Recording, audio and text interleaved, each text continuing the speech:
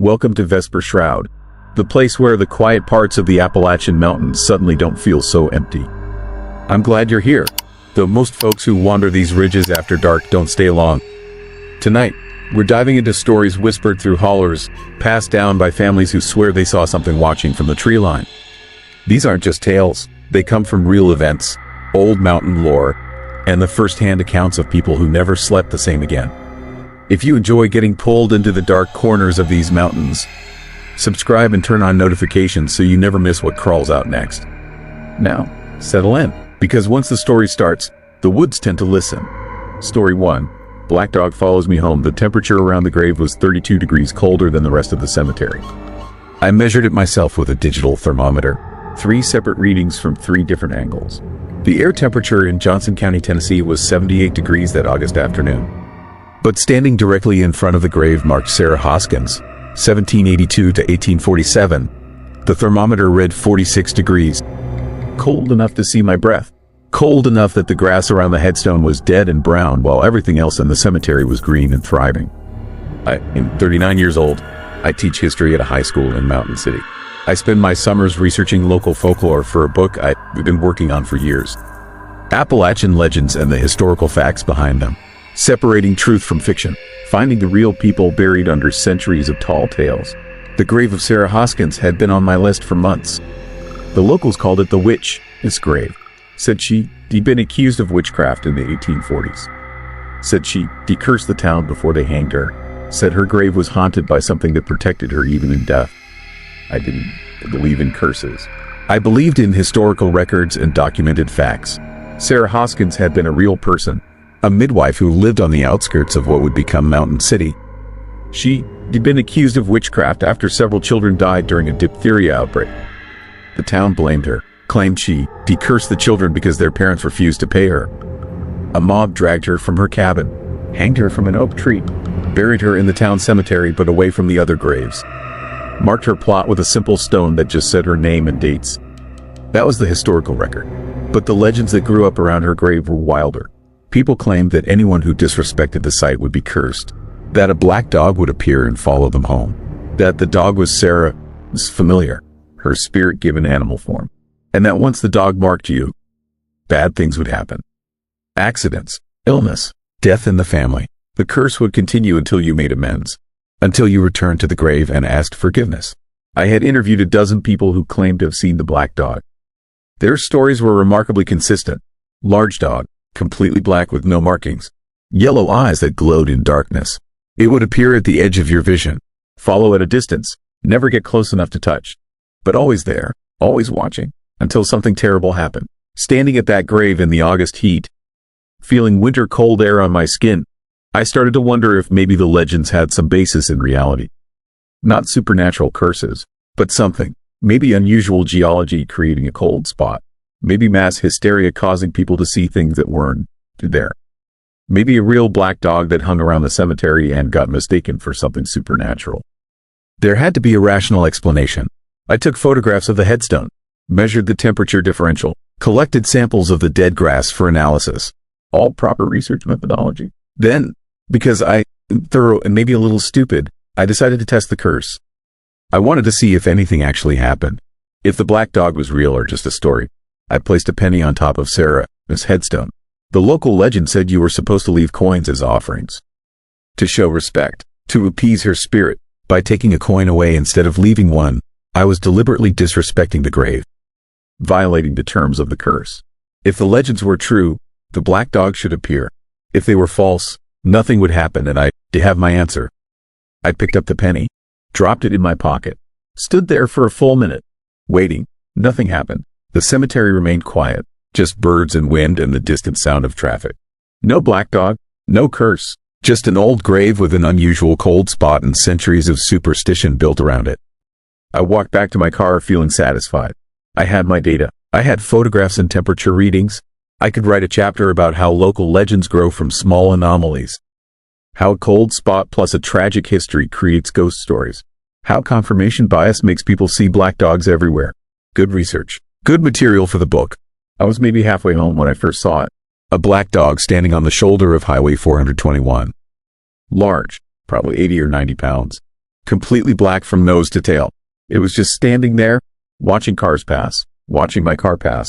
As I drove by, it turned its head and followed my movement. And for just a second, I saw its eyes. Yellow, bright yellow, almost glowing in the late afternoon sun.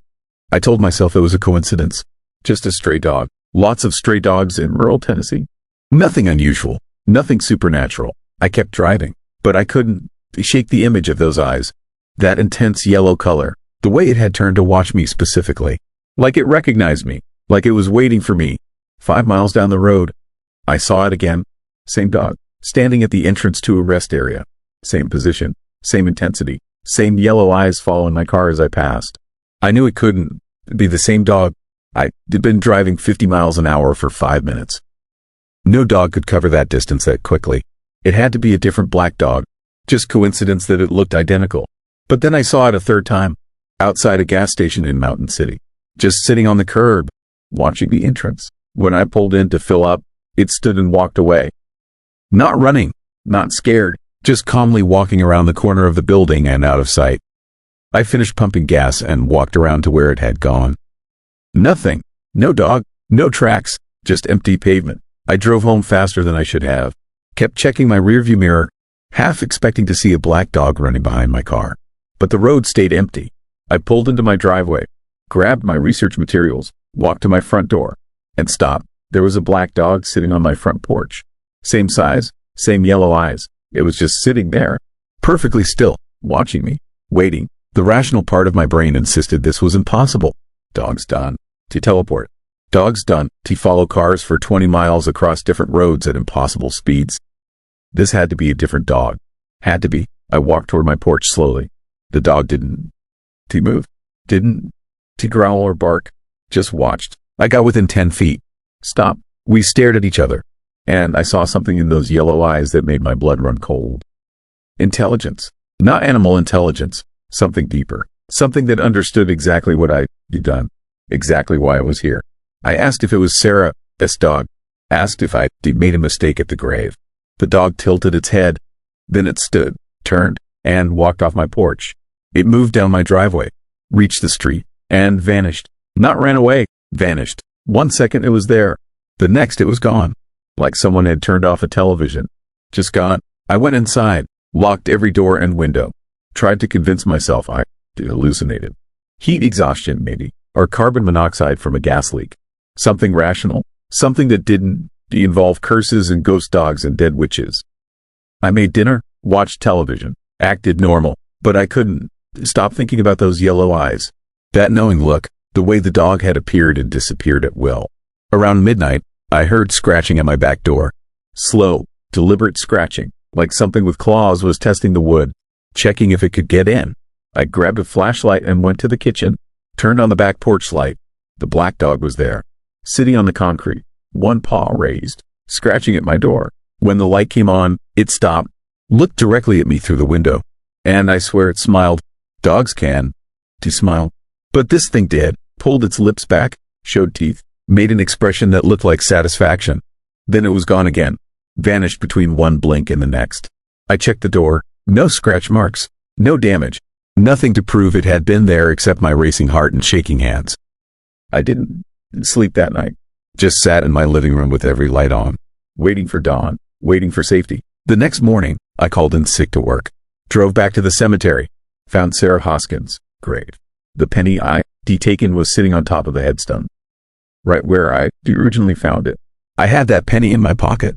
I checked. It was still there, but an identical penny was on the grave, like the dog had returned it, like it was showing me it could take things just as easily as I could. I put the penny back, both pennies, stood in that cold spot and apologized to empty air. Told Sarah I meant no disrespect, that I was just researching, just trying to understand, that I wouldn't disturb her grave again. I felt ridiculous. A grown man apologizing to a dead woman accused of witchcraft 200 years ago. But I was desperate, terrified, willing to try anything. For 3 days, nothing happened. No black dog, no scratching at my door, no yellow eyes watching from shadows. I started to relax, started to think maybe the curse was satisfied. Maybe returning the penny had been enough. Maybe I was free. Then my sister called. She lived in Knoxville, 2 hours away. She was crying. Her son, my nephew, had been in a car accident.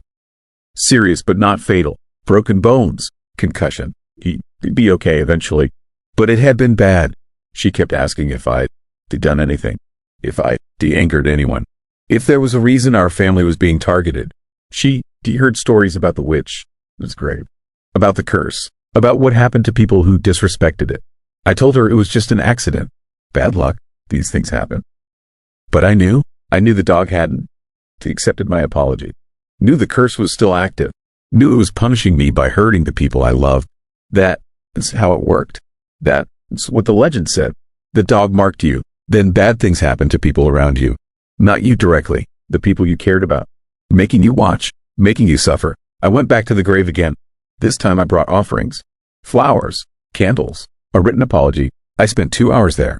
Cleaning the headstone. Pulling weeds. Treating the site with reverence.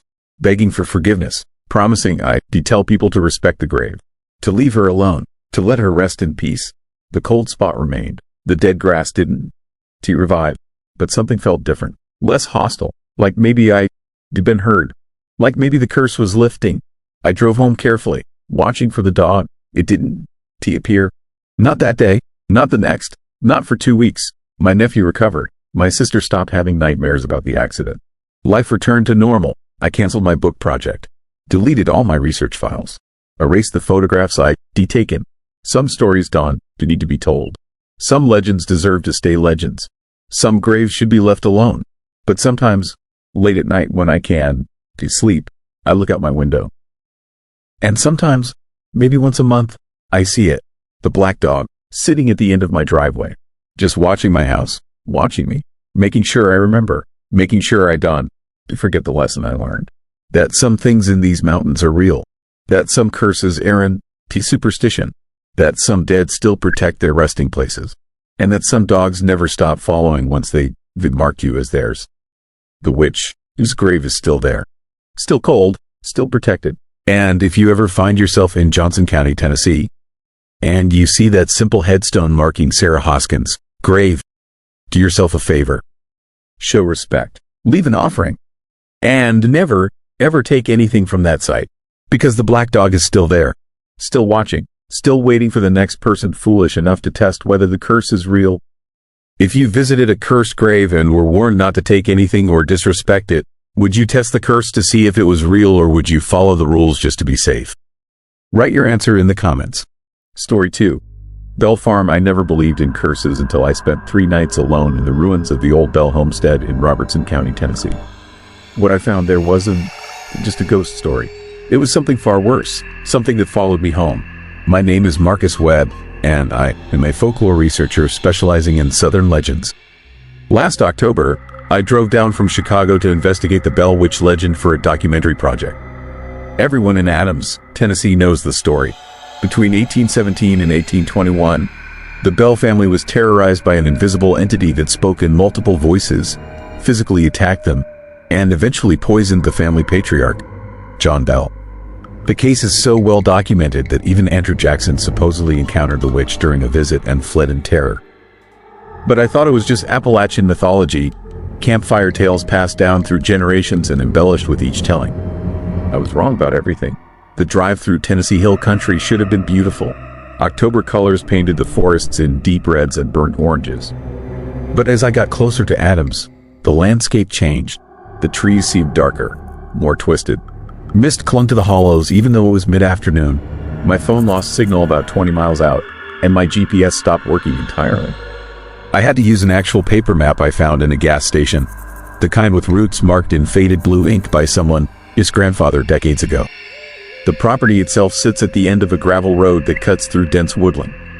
The original Bell cabin burned down years ago, but the foundation remains, along with a few outbuildings from the early 1800s.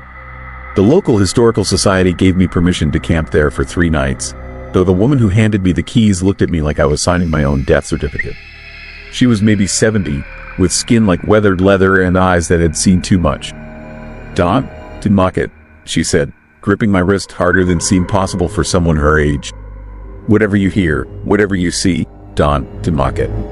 That is what angered Kate in the first place. Kate, that is what locals call the entity. Kate Batts was a neighbor woman John Bell allegedly cheated in a land deal. Some say her spirit became the witch. Others claim the witch simply took her name.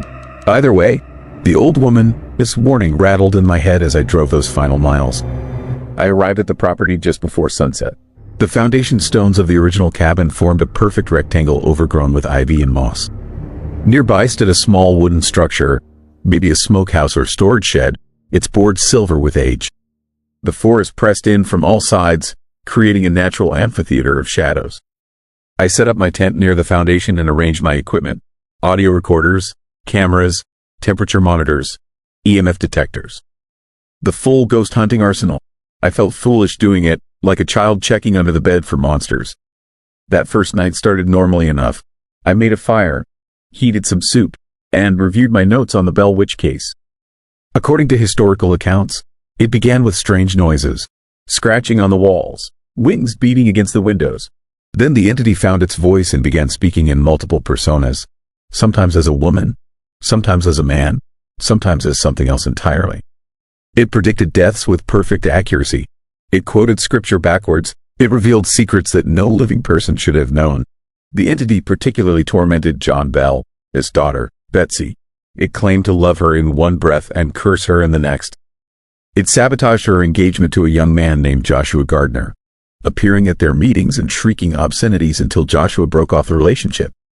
Betsy never married. Some say she spent her remaining years locked in her room, listening to Kate whisper through the walls. My fire was dying down to embers when I heard the first sound. A scratching noise, rhythmic and deliberate, like fingernails dragging across wood. It came from the old smokehouse 20 yards away. I grabbed my flashlight and recorder, my heart already racing. The logical part of my brain supplied reasonable explanations. Raccoons, possums, wind moving a loose board. But when I approached the structure, the scratching stopped. Complete silence. Not even crickets. The forest had gone dead quiet, which any experienced outdoorsman will tell you is never a good sign. Animals go silent when a predator is near. I circled the smokehouse, flashlight beam cutting through the darkness. Nothing, just old wood and rusted hinges and the smell of decay. I was about to head back when I noticed something carved into the doorframe. Fresh cuts, the wood still pale and raw. 4 words in crude letters: "She knows your name." My hands shook as I photographed the carving. Nobody else had been on this property. The Historical Society woman assured me of that. The gate was locked, and I had the only key. Yet someone or something had carved this message, and recently enough that the wood hadn't darkened yet. I should have left right then. Packed my tent, driven back to town, caught the first flight to Chicago. But researchers are cursed with curiosity, and I convinced myself there was a rational explanation. Teenagers playing pranks, a local trying to scare off the outsider. Anything except the obvious answers staring me in the face. Back at my campsite, I noticed my fire had gone completely cold. Not just dying, but stone cold, as if it had been out for hours instead of minutes. The air temperature had dropped at least 20 degrees. My breath came out in visible puffs. In Tennessee, in October, when the day had been a comfortable 70 degrees, that's when I heard the voice. It came from everywhere and nowhere. A woman whose voice, honey sweet and venomous at the same time. She didn't shout. She whispered, but somehow I heard every word with perfect clarity, as if she was speaking directly into my ear. Marcus Webb from Chicago. Marcus who doesn't to believe. Marcus who came to mock me. I spun around, flashlight sweeping the darkness. Nothing, just trees and shadows and that voice, everywhere, permeating the air like smoke. I'm not mocking, I said, hating how my voice cracked. I'm just researching. I'm trying to understand. Laughter, not human laughter. Something that started in the register of a woman, this voice, but descended into tones that no human throat could produce, low and grinding like rocks in a crusher. Understand? You want to understand? Then listen, Marcus. Listen to what I did to John Bell. The voice described it in detail. How she poisoned him slowly over months. How she appeared at his bedside in forms that drove him to madness. How she stopped his mouth and nose while he slept until he woke gasping. How she finally fed him a vial of dark liquid from his own medicine cabinet. Something that dissolved inside him like acid. But here, this is what made my blood freeze. She described it using medical terminology that didn't exist in the 1820s. She talked about his cardiovascular collapse, and neurological degradation, and cellular necrosis. This wasn't a 200-year-old folk legend. This was something else, something that had learned and evolved and been studying humanity for centuries. I ran to my car. I'm not ashamed to admit it. I ran like a child fleeing from a nightmare, crashed through the underbrush, tore my jacket on branches, and practically dove into the driver's seat. My hands fumbled with the keys. The engine turned over once, twice, then died. I tried again. Nothing. The car was completely dead, and I just had it serviced before the trip. The voice found me there, cowering in my vehicle like a trapped animal. Leaving so soon? But Marcus, we have 2 more nights together. I have so much to show you, so much to teach you about belief. The second night, I couldn't leave the property if I wanted to. Something was wrong with the forest itself. Every direction I walked led back to the foundation, like the space had folded in on itself. I marked my path, followed the gravel road, and somehow end up right back where I started. The sun rose but brought no warmth, just a pale gray light that made everything look washed out and dead. I found more carvings that day, on trees, on stones, scratched into the dirt, all the same message, over and over, she knows your name. But the worst part was the smell. As the day went on, a sickly sweet odor began permeating everything. Rotting fruit mixed with something chemical, like formaldehyde. It came from the old foundation, from the stones themselves. When I worked up the courage to approach, I saw liquid seeping up between the rocks. Dark, viscous, the same poison that killed John Bell, seeping up from where they buried him over 200 years ago. That night, she showed me her faces. Dozens of them, maybe hundreds, appearing in the smoke of my campfire. Men, women, children, all with the same empty eyes and slack expressions. All the people she touched over the centuries. All the lives she ruined. And I recognized some of them. People who had gone missing in Robertson County over the years. Hikers who vanished. Researchers who came to investigate and never left. I was going to be one of them. I knew it with absolute certainty. On the third night, she finally appeared in solid form. Not as a woman, as something that wore the shape of a woman the way you might wear a coat. Her proportions were wrong. Her joints bent in directions that defied anatomy. Her face shifted between different people with each flicker of my flashlight. And she spoke in John Bell, this voice, raspy and dying, begging me to make it stop, begging for death.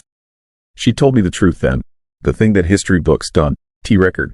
The Bell family wasn't her first. She has been here much longer, since before Europeans arrived, since before the Cherokee gave this land its first human name. She is part of the land itself, some dark consciousness that feeds on fear and pain and attention. The Bell family just gave her fame, gave her a story that would keep people talking, keep people coming, keep people feeding her with their terror for centuries to come. And every person who investigates her, who writes about her, who makes documentaries and podcasts and YouTube videos, makes her stronger. I'm making her stronger right now by telling you this. The sun finally rose on that third morning, and the spell broke. My car started. The forest path led back to the main road.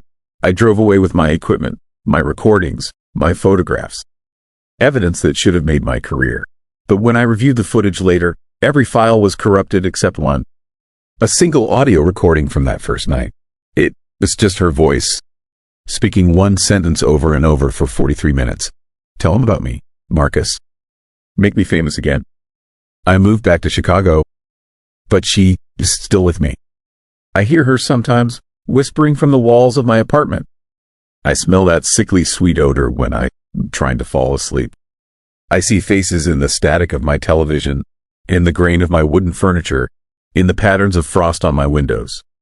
She is waiting, building strength. And every person who listens to this story, every person who becomes curious about the Bell Witch, everyone who looks up Robertson County in Adams, Tennessee, everyone who decides to visit that property themselves, they all feeding her, making her real, giving her power. I haven't slept properly in 7 months.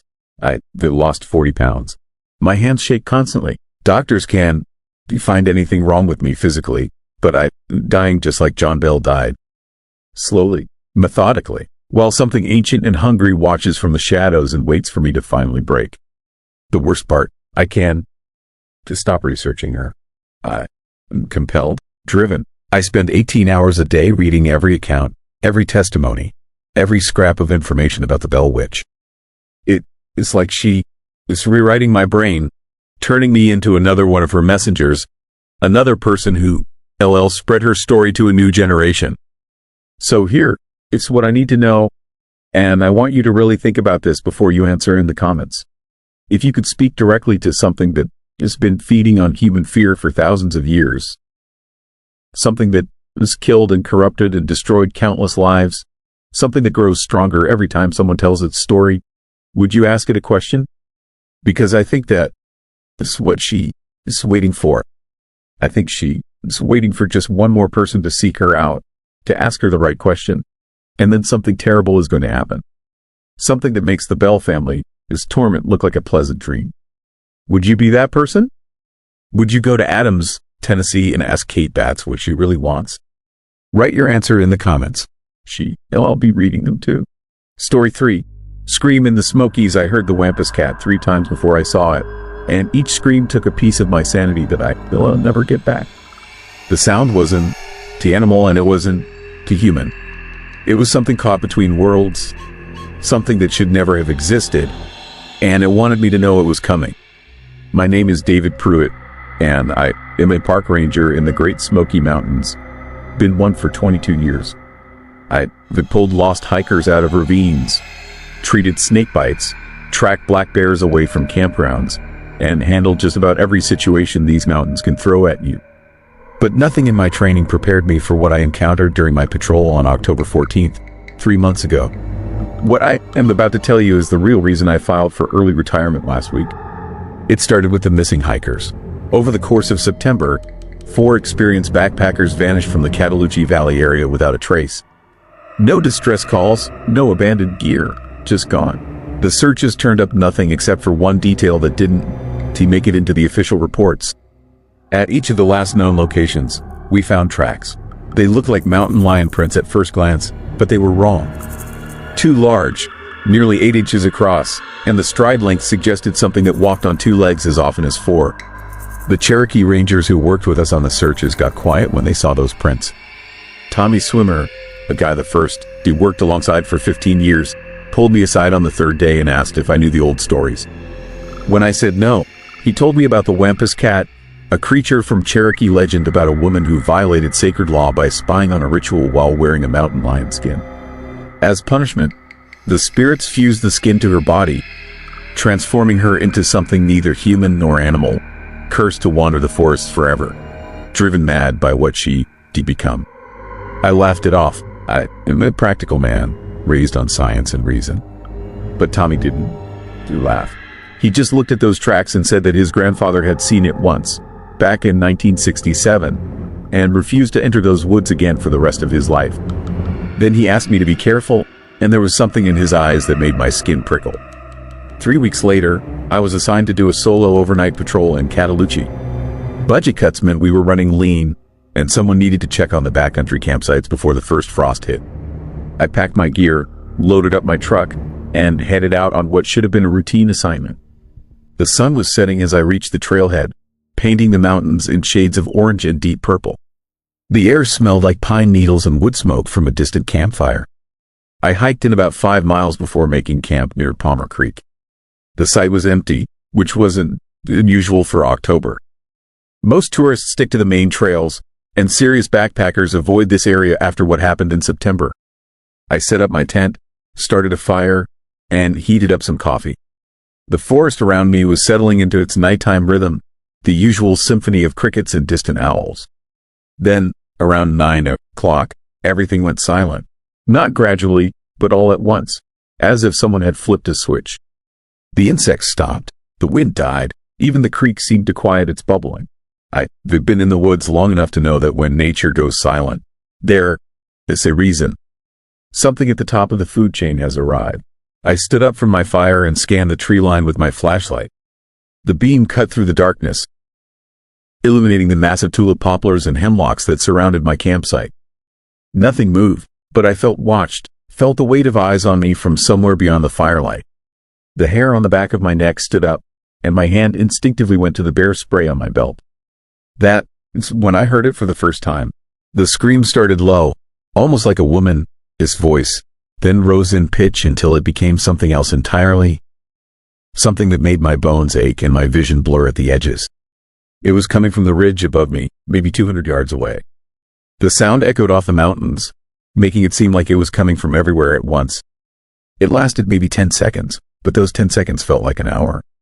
I'd heard mountain lions before. I'd heard bobcats, foxes, even a few screech owls that can sound eerily human. This was none of those things. This was something trying to mimic a human scream but not quite getting it right. As if it had learned the sound but didn't to understand what made it human. There was an anger in it, a rage that felt ancient and personal. My radio crackled with static, then died completely. I tried my cell phone. No signal, which wasn't surprising this deep in the mountains. I was alone, 5 miles from my truck, with something up on that ridge that had just announced its presence. Protocol said to stay put, keep the fire going, and wait until morning. Every instinct I had said to pack up and hike out immediately. I chose protocol. That was my first mistake. I fed the fire until the flames were leaping 6 feet high, bright enough to illuminate a 30-foot circle around my tent. I positioned myself with my back to a large boulder, giving me a clear view of all approaches. My hand never left the bear spray. Hours crawled by. Around midnight, I heard movement in the brush to my left, something large pushing through the undergrowth. My flashlight beam found nothing but swaying branches. The second scream came at 1 in the morning. This time it was closer, maybe 50 yards down near the creek. The sound was different, more guttural, with a clicking quality underneath it that made my teeth hurt. And this time, I could hear something else beneath the scream. It sounded like words, human words, but stretched and distorted beyond recognition, as if something was trying to speak with a mouth not designed for language. I stood up, shining my light toward the creek. The beam caught something moving between the trees, something low to the ground that moved with an unnatural fluidity. It was there for just a second before disappearing behind a fallen log. But in that second, I saw enough to make my blood run cold. It was large, easily the size of a mountain lion, but the way it moved was wrong. The legs bent at angles that didn't match any four-legged animal I'd ever seen. Then I saw the eyes. They reflected my light from about 30 yards away, catching the beam like a cat. His eyes do, but they were too high off the ground, at least 5 feet up. The thing was standing upright, balancing on its hind legs, watching me. The eyes were yellow-green, enormous, and they held an intelligence that no animal should possess. They looked at me with recognition, with understanding, and with something that might have been hunger or curiosity or both. I yelled at it, my voice coming out higher than I intended. I told it to get back, waved my arms, tried to make myself look larger. Bears respond to that kind of display. Mountain lions usually do too. This thing just stood there, those eyes fixed on me, unblinking. Then it dropped to all fours and moved laterally, circling my camp, staying just beyond the firelight. For the next 3 hours, it circled me. I could hear it moving through the leaves, could occasionally catch the reflection of its eyes as it passed through gaps in the trees. Sometimes it would stop and I'd hear a sound like sniffing, deep inhalations as if it was tasting my scent on the air. Other times it would make a low rumbling noise that was almost like purring, but with an underlying growl that made it clear this was no house cat. Around 4 in the morning, it stopped circling and went quiet. I thought maybe it had left, moved on to easier prey, or simply lost interest. I was wrong. It had just changed tactics. The third scream came from directly behind me, from the top of the boulder I'd been leaning against. The sound was so loud, so close, that I felt it vibrate through my chest. I spun around, bringing my flashlight up, and there it was, crouched on top of the boulder not 10 feet above my head. I can still see it perfectly when I close my eyes. The body was that of a massive cat, easily 7 feet long, with black fur that seemed to absorb light rather than reflect it. But the proportions were wrong. The front legs were longer than the back, more like arms, ending in paws that looked almost like hands, with elongated digits and retractable claws as long as my fingers. The head was the worst part. It was feline. Yes, with a cat's pointed ears and whiskers, but the face had a flattened quality, almost human in its structure. The eyes were enormous, taking up too much of the skull, and they held an expression I'd never seen in an animal. It looked frustrated, angry, desperate. But what really made me understand that this was something beyond nature was the scarring. The creature, his back and sides were covered in old scars, thick ropes of damaged tissue that formed patterns too regular to be from fighting. They looked ritualistic, purposeful, as if someone had carved symbols into its flesh decades ago. And in the firelight, I could see that some of the black fur wasn't fur at all. It was clothing, or what remained of clothing, fused into the skin. Rotting leather and fabric that had become part of the creature's body.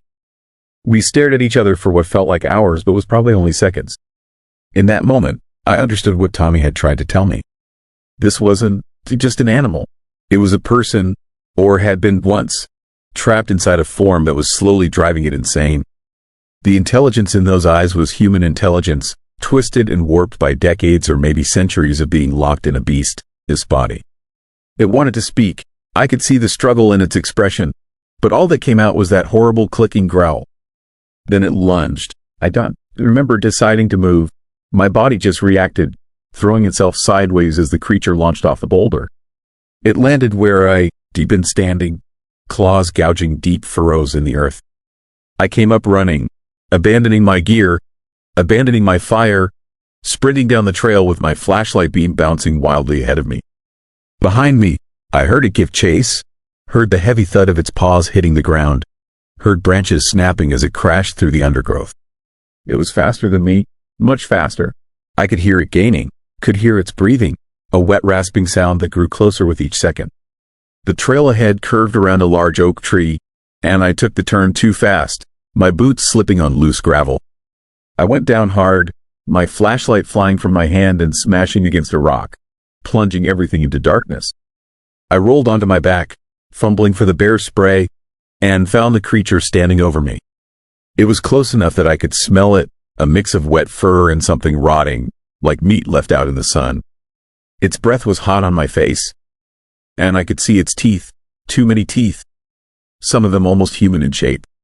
It raised one of those grotesque paws, claws extended, and I knew this was it. This was how I died, torn apart by something that shouldn't exist. But it didn't strike. Instead, it leaned closer, and from deep in its throat came a sound that made me want to scream.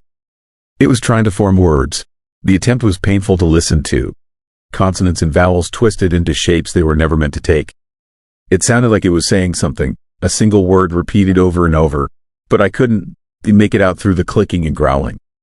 Then it backed away. Just like that, it turned and melted into the darkness, leaving me lying there in the dirt, shaking so hard I thought I might come apart. I heard it moving away through the forest, heard one final scream from somewhere far off, and then silence. I lay there until dawn, too terrified to move, certain that if I tried to run it would come back. When the sun finally rose and light filtered through the trees, I stood up on legs that could barely support me and walked the 5 miles back to my truck without stopping once. My gear is still up there. I'm never going back for it. The official report says I encountered a large black bear and retreated as per protocol. My supervisor accepted the story without question, but I've spent the last 3 months researching everything I could find about the Wampus Cat legend. The Cherokee stories say it was a woman named Iu, who was cursed for breaking sacred law. They say she wanders the forests, unable to die, unable to return to human form, slowly losing her humanity with each passing year. Some versions say she is searching for a way to break the curse. Others say she has simply gone mad from isolation and rage. I found something else too, buried in old newspaper archives. Every 20 years or so, there's a spike in missing persons cases in the Smokies. The pattern goes back over a century, and each spike corresponds with increased sightings of a large, cat-like creature that walks on 2 legs. The last spike was in 2004. We're due for another one. I keep thinking about that moment when it had me cornered, when it was trying to speak. I've gone over the sound in my head 1,000 times, and I think I finally figured out what it was saying. It sounded like "help me." 2 words, stretched and mangled, but recognizable if you knew what to listen for. It wasn't trying to kill me. It was trying to communicate, trying to reach across the gulf of years and transformation to connect with another human being. That is what haunts me most. Not the fear, not the physical danger, but the idea that there is a human consciousness trapped inside that body, aware of what it has become unable to escape, slowly forgetting what it means to be human. How many years has it been for her? How many times has she tried to approach someone only to have them run in terror? How long before she forgets language entirely? Forgets that she was ever human at all. I am moving to Phoenix next month.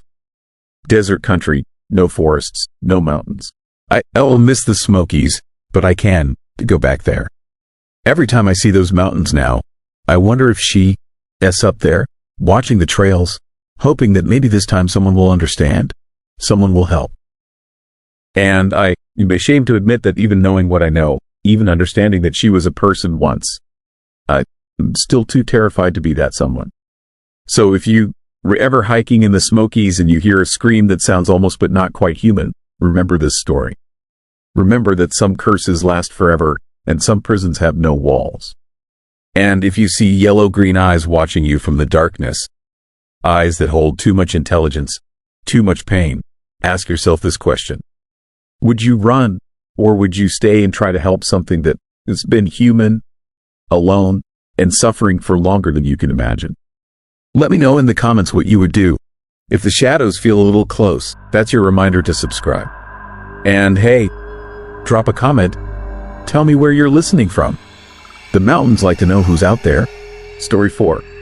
Watchers on Brown Mountain. The lights followed me for 17 miles before I realized they were hunting. I was driving Route 181 through the Pisgah National Forest in western North Carolina, heading home from a sales conference in Asheville. It was just past midnight on October 9th. The road was empty, nothing but darkness and pine trees pressing close on both sides. Then I saw the first light in my rearview mirror, a pale orb, maybe the size of a basketball, hovering about 20 feet off the ground. It glowed with a soft yellow color that reminded me of old gas lamps. I assumed it was a motorcycle headlight in the distance, but as I watched, it rose higher, 30 feet, 40, drifting upward like a balloon released into night air. Then it started moving toward my car. I am 47 years old. I work in medical equipment sales.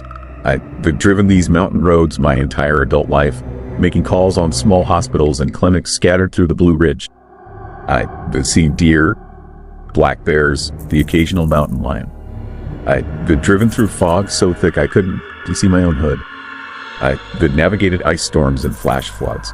I thought I knew everything these mountains could throw at me, but I had never seen anything like that light. It closed the distance between us in seconds. One moment, it was maybe a quarter mile back. The next, it was directly behind my car, keeping perfect pace with my speed. I was doing 55. The light matched me exactly, maintaining a distance of maybe 30 yards. I could see it clearly in my mirror now. Not a headlight, not any kind of vehicle, just a sphere of luminescence with no obvious source. It cast strange shadows inside my car, making my hands on the steering wheel look skeletal and wrong. I accelerated to 60. The light accelerated. 70. It stayed with me. The road was winding, dropping down into hollows and climbing back up ridgelines, but that orb navigated every curve with perfect precision. Like it knew the road, or like the road didn't matter to it at all. That's when I saw the second light. This one appeared ahead of me, rising from the forest on my right side. Same size, same pale yellow glow. It drifted across the road about 50 yards in front of my car, moving slowly, almost lazily. I had to brake to avoid driving directly into it. The light behind me closed the gap. Now I had one in front and one behind, boxing me in. My heart was hammering. Sweat ran down my ribs despite the October cold. The light ahead of me stopped in the middle of the road. Just hung there, motionless, waiting. I slowed to a crawl. 20 miles per hour. 15. 10. I was maybe 20 feet away when the light suddenly shot straight up into the sky. Gone in an instant. Vanished into darkness so complete I couldn't track where it went. The light behind me did the same. 1 second it was there. The next, nothing. Just my taillights reflecting off empty pavement and the white line disappearing into forest. I sat there for a moment, engine idling, trying to process what I had just seen. Then I noticed something that made my throat tighten. The forest had gone completely silent. No wind in the trees. No insects. No night birds. Nothing. The kind of silence that feels unnatural. The kind that makes you understand, on a level deeper than thought, that something is very wrong. I drove on. What else could I do? I needed to get home. My wife was expecting me. I had work in the morning. Normal life was waiting just a few hours down the road. I could report the lights to someone. Maybe the Park Service, maybe the sheriff. Strange lights weren't illegal. People saw weird things in the mountains all the time. Ball lightning, swamp gas, temperature inversions creating optical illusions. There would be an explanation. But I knew, even as I tried to convince myself, that what I had seen was something else entirely. Brown Mountain sits in Burke County, North Carolina, rising maybe 2,000 feet above the surrounding terrain. It's not particularly impressive as mountains go. Thickly forested, steep-sided, cut through with deep ravines and fast-moving streams. Hundreds of peaks in the Appalachians are taller, more dramatic, more popular with hikers and tourists. But Brown Mountain has something those other peaks don't. Yeah. Lights. Mysterious lights that have been documented for more than a century, possibly much longer. The Cherokee people told stories about the lights long before white settlers arrived. They said the lights were the spirits of warriors killed in a great battle, forever searching for their loved ones. Early European settlers had their own theories. Some thought the lights were lanterns carried by ghosts. Others claimed they were the souls of murdered slaves or lost children. By the early 1900s, the lights had become famous enough that the U.S. Geological Survey sent investigators. They concluded the lights were probably locomotive headlights from the Catawba Valley, visible from certain angles. Except the lights had been seen for decades before any railroad came to the area. And they continued to appear after the railroad was abandoned. More investigations followed over the years. Scientists proposed theories involving piezoelectric effects from quartz deposits, ionized gas released by geological stress, or bioluminescent organisms. None of the theories could account for all the documented characteristics of the lights. Their size, their movement patterns, the way they seemed to respond to observers, the way they appeared in all weather conditions, at all times of year, with no predictable schedule. I had heard about the Brown Mountain lights my whole life. Growing up in North Carolina, you couldn't avoid the stories. They were part of local folklore, like Bigfoot or the Mothman. Tourist attractions. Basically, I had never given them much serious thought. I had certainly never expected to encounter them myself. After the lights disappeared, I made it another 5 miles before I saw them again. This time there were 5 orbs, arranged in a rough circle, hovering over a clearing about 100 yards off the road. They were motionless, just hanging in space above the treetops. As I drove past, they all turned toward me. I know how that sounds. Lights don't have direction. They radiate in all directions equally. But these lights turned. I felt their attention shift, focus on my car, track my movement. Like eyes watching, like intelligence assessing. I pressed the accelerator harder. 65, 70. The curves were dangerous at this speed, but I didn't care. I needed distance, needed to get away from whatever those things were. In my mirror, I saw the lights rise higher and begin to follow. Not quickly, they moved with the same lazy, drifting motion as before. But they were definitely pursuing me, definitely tracking my road through the mountains. My phone had no signal. These remote stretches of Route 181 were dead zones.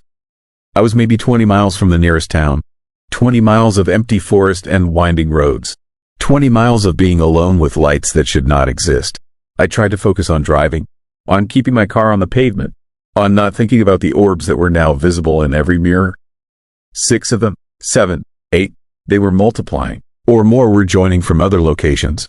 They spread out in a wide formation behind me, like a net being drawn tight. The pale yellow glow lit up the forest on both sides of the road, casting elongated shadows that moved in ways shadows shouldn't move. Then my engine started to sputter. The tachometer needle swung wildly. The headlights dimmed. Every electrical system in my car began to fail simultaneously. Radio, dashboard lights, power steering. All of it cutting in and out in rapid pulses.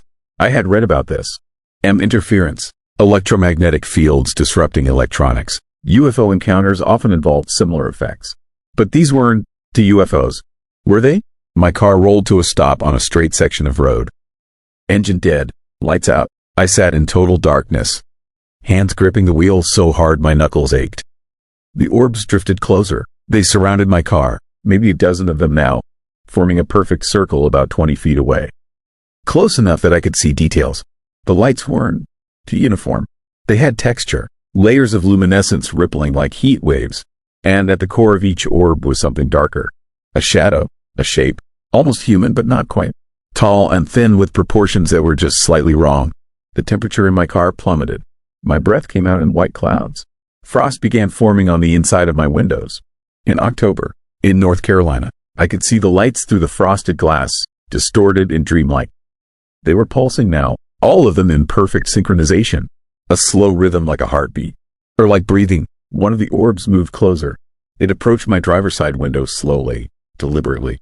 The pale glow intensified as it neared, bright enough that I had to squint. I could see the shape inside more clearly now. It definitely looked humanoid. A head, torso, limbs, but elongated, stretched, with joints that bent at strange angles. And where the face should have been, there was just darkness. A void that seemed to absorb light rather than reflect it. The shape pressed against my window, not touching the glass, hovering just an inch away.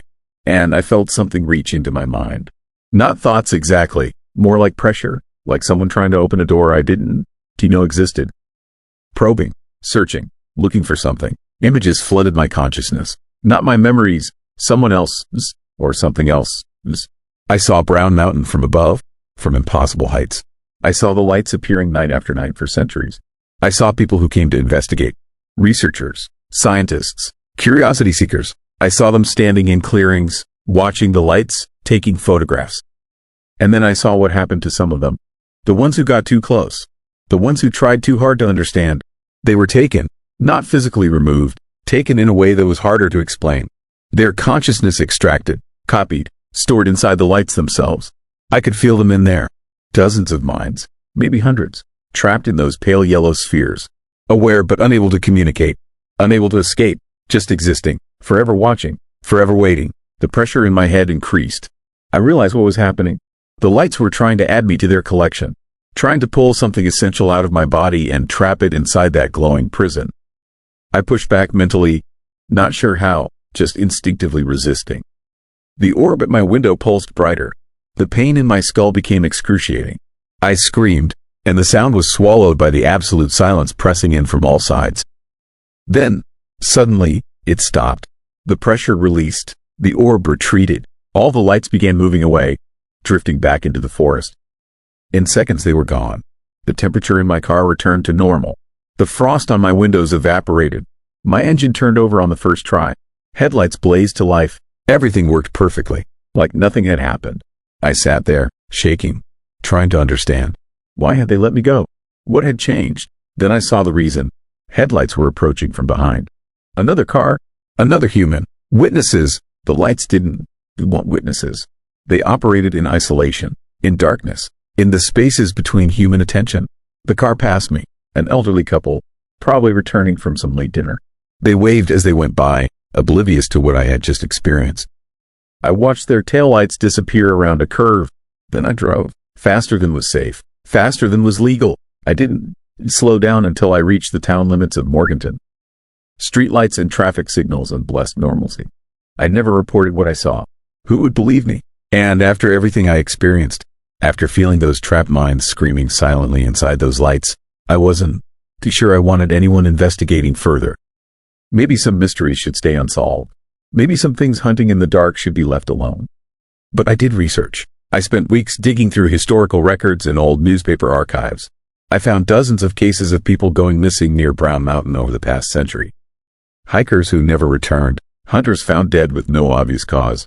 Researchers who vanished while studying the lights. The official explanations were always mundane. Lost in the wilderness. Heart attacks. Accidental falls. But the pattern was undeniable once you knew to look for it. The lights have been there for centuries. Maybe longer. Maybe since long before humans ever climbed those ridges. And they were still there. Still appearing. Still hunting. The tourists who come to watch them have no idea they were standing at the edge of something vast and hungry and patient. Something that wears the appearance of mystery and wonder to lure in the curious. Something that collects consciousness the way we collect butterflies, pinning awareness to a board and keeping it forever. I drive a different route now. I avoid Burke County entirely. I've been moved to a different sales territory that keeps me away from those mountains. But sometimes, late at night, I still feel that pressure in my head. That sense of something probing, looking for a weakness, trying to finish what it started.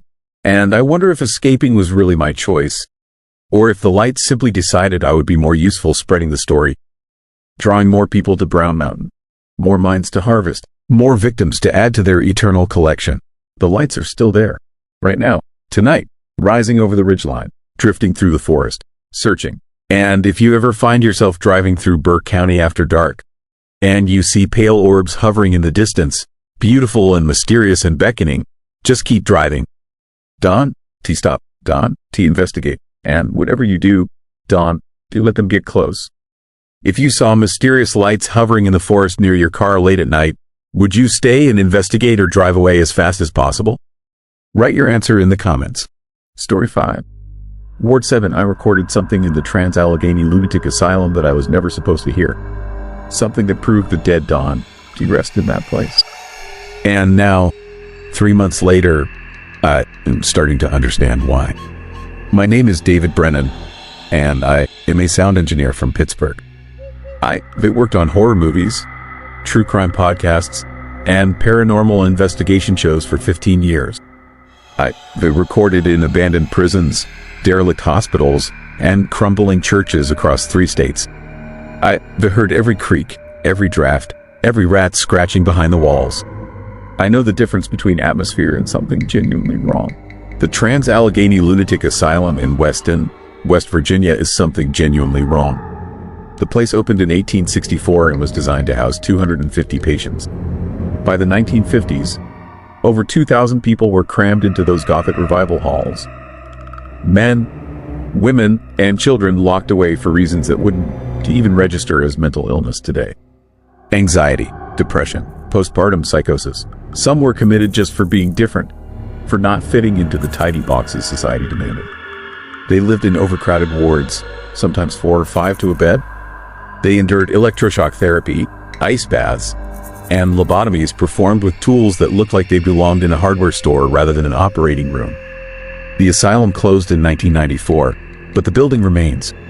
All 242,000 square feet of it, sitting on 26 acres of West Virginia hills like a massive stone tombstone. It's a tourist attraction now, offering ghost tours and overnight paranormal investigations. They've been hired to capture ambient sound for a documentary series. 4 nights of recording in different sections of the facility. I should have paid attention to the turnover rate. 3 sound engineers before me had quit the project within the first week. My producer said they just couldn't handle the isolation, the long nights in an empty building. But when I arrived in Weston and stopped for coffee, the woman behind the counter recognized the asylum logo on my equipment bag. She didn't say anything.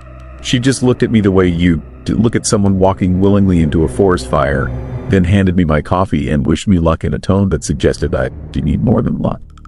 I arrived at the asylum just before sunset on a cold November evening. The building is massive, stretching almost a quarter mile in length, built from hand-cut sandstone blocks that have darkened over the decades until they read nearly black. The windows are tall and narrow, designed to let in light but prevent patients from escaping or harming themselves. In the failing daylight, those windows look like empty eye sockets. My first night was scheduled for the medical wing, 4th floor, west side. The tour coordinator who let me in was a local guy named Bill, maybe 60, with the kind of weathered face you get from a lifetime of hard outdoor work. He showed me to the medical wing and went through the basic safety protocols.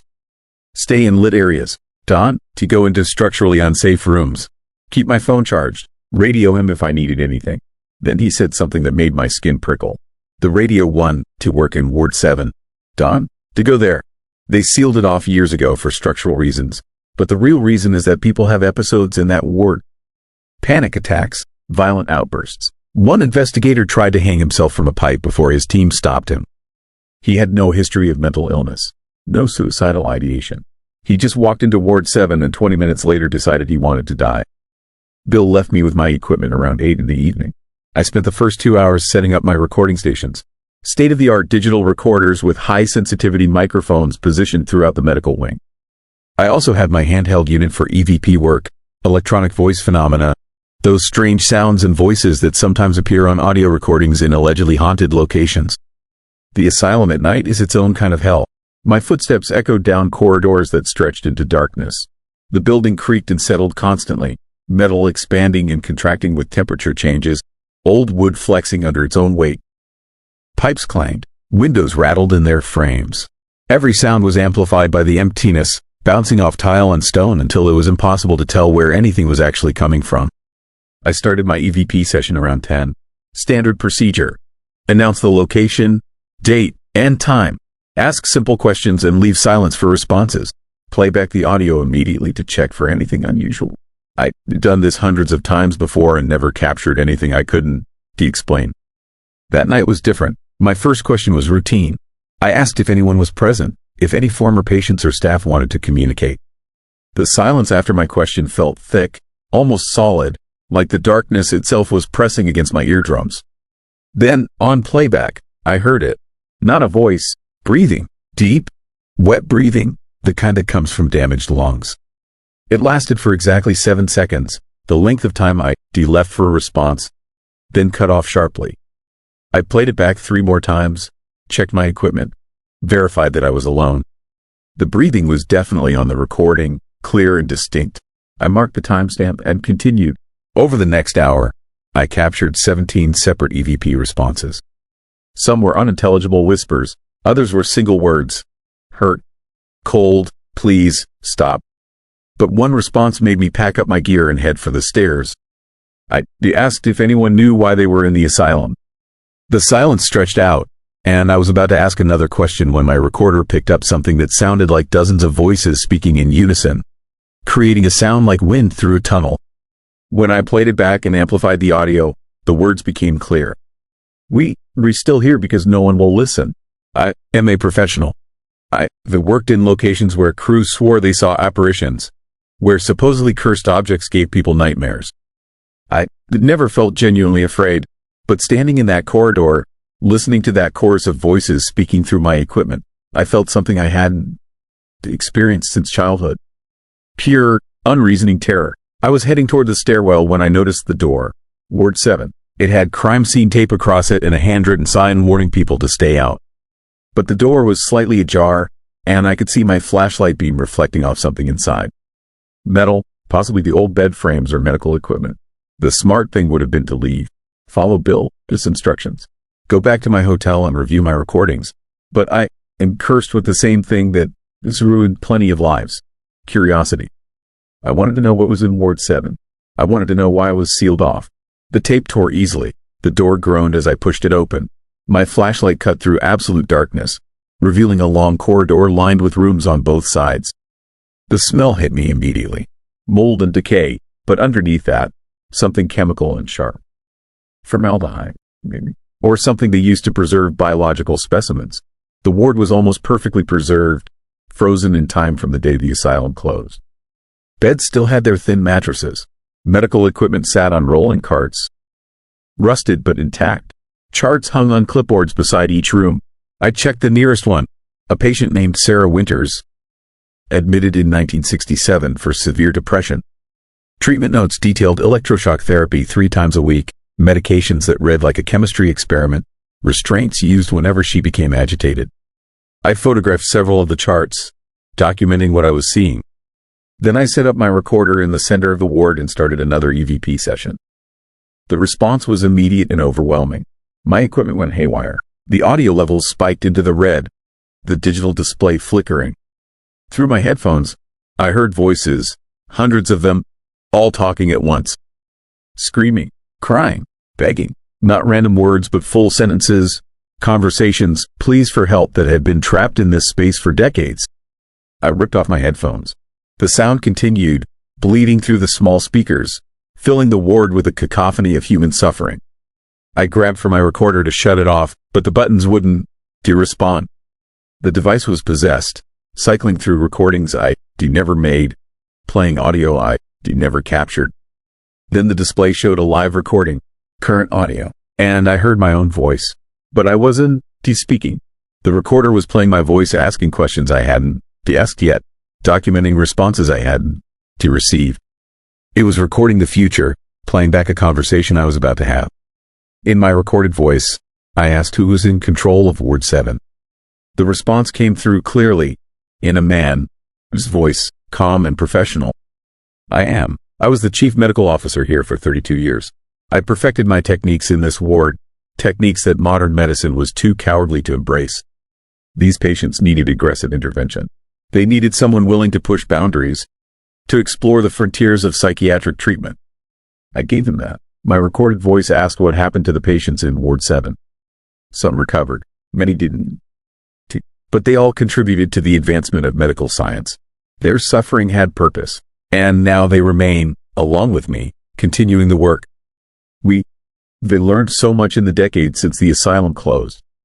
They learned that consciousness doesn't require a living brain. That suffering creates a kind of psychic residue, that enough pain in one location can punch through the membrane between life and death. The recording stopped. The silence that followed was worse than the voices. Complete and total absence of sound, as if Ward 7 existed in a vacuum. I ran. I am not proud of it, but I ran like my life depended on it, which I am now certain it did. I crashed through the ward door, down the corridor, and took the stairs 3 at a time. Behind me, I heard footsteps, not the echo of my own steps, but separate footsteps, dozens of them, shuffling and dragging and pounding after me. I made it to the main entrance and burst through the doors into the cold November night. Bill was outside, smoking a cigarette beside his truck. He took one look at my face and nodded slowly. You went into Ward 7. I didn't deny it. I was shaking too hard to form coherent sentences. He helped me pack my equipment into my car and told me something that made everything worse. The chief medical officer, he committed suicide in Ward 7 in 1989. Hung himself from the pipes with a bedsheet. They found him surrounded by patient files, hundreds of them, all documenting procedures that were never officially recorded. Experiments. Essentially, he'd been using Ward 7 as his personal laboratory for decades, and when the state finally started investigating, he chose death over accountability. But here is the thing. After he died, the patients in other wards started talking about the doctor. How he visited them at night. How he stood at the foot of their beds and watched them sleep. How he whispered about continuing his work. 7 patients killed themselves within 3 months of his death. All of them had been in Ward 7 at some point during their stay. I drove back to Pittsburgh that night and didn't sleep for 3 days. I reviewed all my audio files, and they were all corrupted except for the recording from Ward 7. That one plays perfectly, crystal clear, and it's longer than the time I spent in the ward. My equipment somehow recorded 43 minutes of audio during the 20 minutes I was inside. The extra 23 minutes are the worst thing I've ever heard. It's me, my voice, but I'm not asking questions anymore. I am screaming, begging, pleading for something to stop. And in the background, I can hear that calm, professional voice explaining a procedure, describing what he is doing to me. Clinical terms mixed with casual observations about pain tolerance and psychological breaking points. I never experienced any of that. I ran out of Ward 7 and drove home. But the recording suggests a different timeline, an alternate version of that night where I didn't escape, where I became one of the doctor's subjects, where I am still in Ward 7, experiencing an eternity of his experimental treatments. And here's what keeps me awake now. I'm starting to forget things. Not big things, small details, the color of my car, the name of my street, my mother's maiden name. It's like my memories are being slowly erased, overridden with memories of Ward 7, of being strapped to a bed, of the doctor, his face hovering over me, of pain that doesn't end because death isn't possible anymore. I looked into it, researched the science, or what passes for science in paranormal circles. There's a theory that locations with concentrated trauma can create something like a recording, a loop of psychic energy that plays over and over. But some researchers think it is more than that. They think consciousness can get trapped in these loops, experiencing the trauma eternally, unable to break free. I think that is what Ward 7 is, a trap, and I think the Dr. ISN is just haunting that place. I think he is recruiting, building his patient list, finding people curious enough or foolish enough to enter his ward, then pulling them into his timeline, his reality, where his experiments never end. The documentary project was canceled. Something about my audio files being unusable, though I know they reviewed the Ward 7 recording. Nobody will talk about what they heard. The producer who hired me left the industry entirely. The asylum stopped allowing overnight investigations in the medical wing. Ward 7 is welded shut now, according to the asylum's website. But I don't think that matters. I don't think physical barriers mean anything to what is in there. Because 3 nights ago, I woke up in my Pittsburgh apartment and smelled that chemical smell. Formaldehyde. And I heard footsteps in my hallway. The shuffling, dragging footsteps of people who spent decades sedated and restrained, people who forgot how to walk normally. I looked at my phone to call 911, and the screen showed an app I never downloaded. A recording app. And it was running, recording. The timer showed it had been recording for 32 years. So here, it's my question for you, and I need you to think carefully about this because your answer might matter more than you realize. If you could hear a recording of your own voice describing something terrible that you have no memory of experiencing, something that suggests it's another version of you trapped somewhere living through an endless nightmare, would you want to listen to it? Would you want to know what happened to the version of you that didn't escape? Write your answer in the comments below, because I think the doctor is listening. I think he is watching through these recordings, through the technology we use to document the paranormal, and I think he is looking for his next patient. Maybe it is already you. Story 6. Portrait we should have never taken. I found the photograph 3 weeks ago, tucked inside a wall of my grandmother's house in Germantown, North Carolina. The house has been empty since she died in 2018, and I've been putting off cleaning it out. But what I discovered in that wall changed everything I thought I knew about my family. Because that photograph was taken on December 25th, 1929. The same day Charlie Lawson murdered his entire family less than 5 miles from where I am standing right now. My name is Tom Bridges. I am a contractor from Winston-Salem, 42 years old, and I don't believe in ghosts or curses or any of that supernatural nonsense. At least, I didn't. But after what happened in my grandmother's house, after what I saw in those woods behind the old Lawson property, I'm not sure what I believe anymore. The Lawson murders are legendary around here.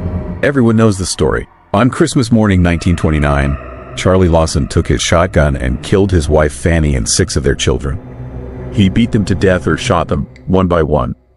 Marie was 17, Arthur was 16, Carrie was 12, Maybelle was 7, James was 4, Raymond was 2. The only survivor was the oldest son, Arthur, who was sent to town on an errand that morning. Charlie killed himself in the woods a few hours later. Nobody ever understood why. Charlie was a respected tobacco farmer.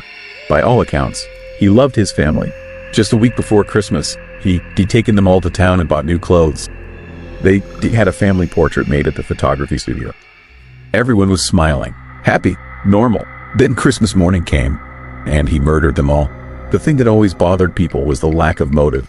No financial troubles, no history of violence, no clear reason. Charlie just snapped, they said. Sometimes men just go crazy. But my grandmother used to say something different. She'd lower her voice and tell me that Charlie Lawson didn't kill his family. Something else did, wearing Charlie's face. I thought she was just being dramatic. Mountain superstition, the kind of story people tell to make sense of senseless violence. But then I found that photograph. I was tearing out the wall in the upstairs bedroom, pulling away old horsehair plaster, when something fell from between the studs. A leather envelope, cracked and brittle with age. Inside was a photograph, the paper thick and yellow. It showed a family standing in front of a barn. 7 people, a man, a woman, and 5 children. They were wearing new clothes, Sunday best. The man was tall, his face serious. The woman looked tired. The children stood in a line, youngest to oldest. It was the Lawson family. The same portrait from the photography studio, the one taken a week before the murders. Except this wasn't the official photograph. This was different. In the official version, the family stands on a white backdrop in the studio. But in this photograph, they outside, in front of a barn I recognized immediately because I'd driven past it 1,000 times. It was my grandmother's barn. Why would the Lawson family have their portrait taken at my grandmother's property? She never mentioned knowing them. And why was this photograph hidden inside her wall? I looked closer. Something was wrong with the image. In the background, barely visible in the shadow of the barn door, was another figure. Someone standing just inside the darkness, watching the family. I could make out the shape of a person, but the features were blurred, like they moved during the long exposure. On the back of the photograph, someone had written in faded pencil, December 18th, 1929. God forgive us. It is already chosen. December 18th. 1 week before the murders. I felt cold despite the summer heat. What had my grandmother's family done? What did they know about what happened to the Lawsons? I drove out to the old Lawson property that afternoon. It is privately owned now, but the woods where Charlie killed himself are still accessible from a logging road. I parked my truck and walked in, following the path that tourists and curiosity seekers have worn down over the decades. The trees grew thick here, blocking out the sun even at midday. The air felt heavy, oppressive, like the weight of old grief pressing down on everything. I found the place where they say Charlie died, a flat rock near a creek bed, worn smooth by water and time. People leave things here sometimes. Flowers, coins, notes. I saw a teddy bear propped against the rock, its fur matted and moldy from rain. The sight of it made my stomach turn. I stood there trying to imagine what Charlie must have felt in those final moments. Did he understand what he'd done? Did he remember killing his children? Or was my grandmother right, and something else had been in control? That's when I heard it. A sound like fabric tearing, coming from deeper in the woods. I turned toward the noise. The forest had gone completely silent. No birds, no insects, nothing but that ripping sound, over and over, like someone pulling apart cloth or skin. I should have left. Every instinct screamed at me to get back to my truck and drive away. But I walked toward the sound instead, pushing through underbrush, my boots sinking into the soft earth. The noise grew louder, closer, and then it stopped. I stood in a small clearing I'd never seen before, though I hiked these woods a dozen times. In the center was a stone structure, like a well or a cistern, covered with a rotted wooden lid. The wood was old, hand-hewn, probably from the same era as the Lawson house. Carved into the stone rim were symbols I didn't recognize. Circles and lines and something that might have been letters in a language I'd never seen. I walked closer. The smell hit me first. Rotten, damp earth and something else. Something sweet and wrong. I lifted the wooden lid. It was heavier than it looked. The wood solid despite its age. I had to use both hands to shift it aside. Inside was darkness. The well dropped down maybe 20 feet. The walls slick with moss. But at the bottom, I could see something pale. Fabric. Old fabric, like clothing from another era. And bones. Small bones, arranged in a pattern on the stone floor of the well. I stumbled backward, nearly falling. My heart hammered in my chest. I pulled out my phone to call the police, but I had no signal out here. I needed to get back to my truck, get to somewhere with reception, report what I found.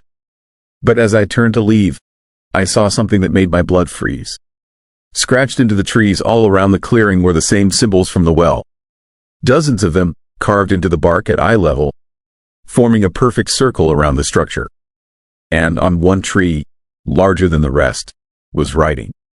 Fresh writing, the sap still bleeding from the cuts. The seventh always survives. The seventh, Arthur Lawson, the oldest son, the only one who survived. The one Charlie sent away before the killing started.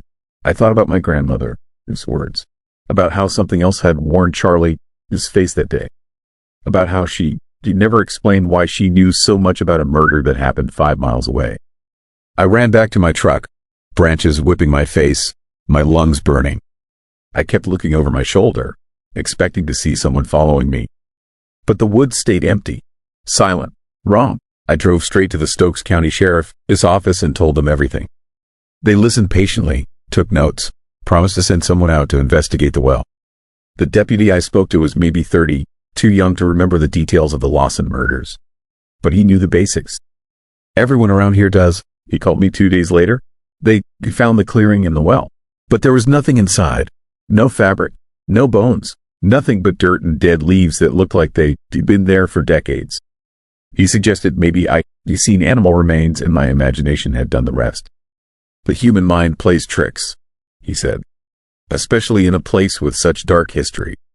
But I know what I saw, and I knew they wouldn't find anything because whatever was in that well didn't want to be found. Not by them, not by people who didn't. Do you understand? I went back to my grandmother's house. This time I tore apart the entire upstairs, pulling away every piece of plaster, checking every wall cavity. And I found more letters, dozens of them, all addressed to my great-grandmother. All dated between December 1929 and January 1930. All from the same person, Arthur Lawson, the surviving son. I read them in order, my hands shaking, the afternoon light fading through the dirty windows. Arthur wrote about the days after the murders. about how he knew something was wrong when his father sent him to town that morning, about how his father had seemed different for weeks, distant and hollow-eyed, like he wasn't really there anymore, about how Arthur had come home to find his entire family dead and his father missing. But the last letter was different. Arthur wrote it from a sanitarium in 1931, 2 years after the murders. His handwriting was barely legible, the words slanting across the page. I know what happened now. I know what they did. My father found the well behind your property that autumn. He went down inside and saw things no man should see. He tried to tell your mother, but she wouldn't listen. She said the well had been there since before the first settlers, that it went deeper than any well should go, and that her grandfather had sealed it for a reason. But my father went back. He kept going back, and something came back with him. I saw it sometimes. In his eyes, something old and hungry, looking out through his face. It wanted all of us. It would have taken all of us. But your family made a deal. 7 for 7, the old woman said. One would survive. One always survives. The well must feed, but it must also keep balance. That is why they made us take the photograph at your barn.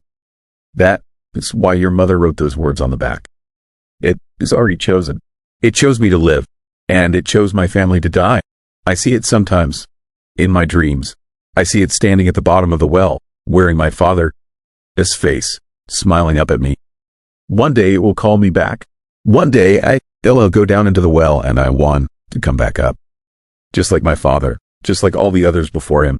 The letter ended there. I found Arthur's death certificate in the county records the next day.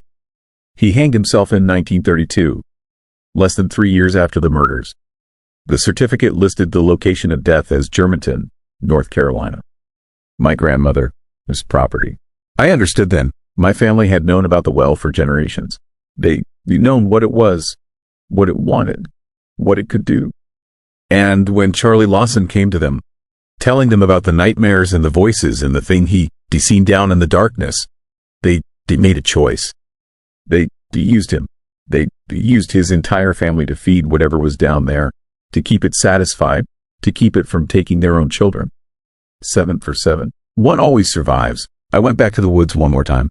I had to see it again, had to confirm that I hadn't imagined the whole thing. The clearing was still there. The well was still there, but the wooden lid was back in place, and the symbols on the trees had faded, like they'd been there for 100 years instead of just a few days. I didn't open the well this time. I just stood there, listening to the silence, feeling the weight of what my family had done. They sacrificed the Lawsons to save themselves. They known Charlie would go home that Christmas morning and kill everyone he loved. They watched it happen. They stayed silent about it for 95 years. And the 7th generation since then. The math lines up perfectly. 7 generations. One surviving member each time, carrying the knowledge, carrying the guilt. My grandmother was the 6th. She never had more than one child. My father, he never had more than one child. We're a family of only children now, going back 5 generations. Because we all know, somewhere deep in our blood, that having more children means choosing which one survives. Last week, I found out my wife is pregnant. We weren't trying. We agreed years ago that we didn't want kids. But here we are, and she is having twins. I haven't told her about the well. I haven't told her about the Lawsons or the photograph or the letters. How do you explain that kind of darkness to someone? How do you tell the person you love that your family has been keeping a monster fed for generations? And now it's your turn. I drove out to the well last night. I brought a pickaxe and a bag of concrete mix. I was going to seal it, fill it in, end this cycle once and for all. But when I got to the clearing, the lid was already open. And down at the bottom, I could see something moving. Something that looked up at me with eyes that reflected my flashlight beam like an animal's eyes. Something that smiled with too many teeth. And I heard it speak, though it had no voice. The words just appeared in my head, cold and ancient and absolutely certain. 7 for 7. Balance must be kept. 2 are coming. 1 will survive. Choose, or I will choose for you. I ran. I left the pickaxe in the concrete and I ran back to my truck and I drove until I couldn't drive anymore. I am in a motel room in Tennessee now, 3 states away, trying to figure out what to do. My wife keeps calling. She is worried. She doesn't understand why I left in the middle of the night. But I can go back. because I know what will happen if I go back. I know what choice I'll have to make. And I know that no matter what I choose, something terrible is coming. Either I let that thing in the well take one of my children, continuing the cycle my family started almost a century ago. Or I refuse, and it takes both of them and everyone I love, just like it took the Lawsons. Just like it has taken dozens of families before them, going back to before the first Europeans ever set foot in these mountains. Charlie Lawson wasn't a monster. He was just a man who found something he shouldn't have found, and paid the price for it. And my family made sure he paid that price alone, while they stayed safe, while they stayed alive, while they fed the thing in the darkness so it wouldn't come for them. Now it's my turn, the seventh generation, the pattern completing itself. And in 6 months, I'm going to have to look at my children and decide which one gets to live. Unless I end it first, unless I go back to that well and go down into the darkness myself and face whatever is waiting down there. Maybe that is what Arthur Lawson realized at the end. Maybe that is why he came back to my grandmother's property and ended his life there. He was trying to break the cycle. He was trying to take himself out of the pattern before he could be used to hurt anyone else. I think about him hanging there in the barn where his family had their portrait taken. I think about that photograph with the figure in the shadows. I think about my grandmother's words. Something else did it. Wearing Charlie's face. And I think about my wife, pregnant with twins, wondering where I am and why I want to answer her call. She deserves the truth. She deserves to know what she is married into, what her children are being born into. But how do I explain that? How do I tell her that we're part of something that goes back centuries? Something that feeds on families and trauma and the worst choices people can make. So here is my question for you. If you knew that something terrible was going to happen, and you could stop it by sacrificing yourself, would you do it? Or would you let it happen and live with the guilt, knowing you've chosen your own life over others? Write your answer in the comments, because I need to know. I need to know if I am strong enough to do what Arthur Lawson did. I need to know if I am strong enough to go back to that well and end this once and for all. Or if I am just another coward in a long line of cowards, willing to feed the darkness to keep myself safe. The thing in the well is waiting. It's been waiting for 95 years. And in 6 months, my children will be born. 2 of them, and 1 will survive.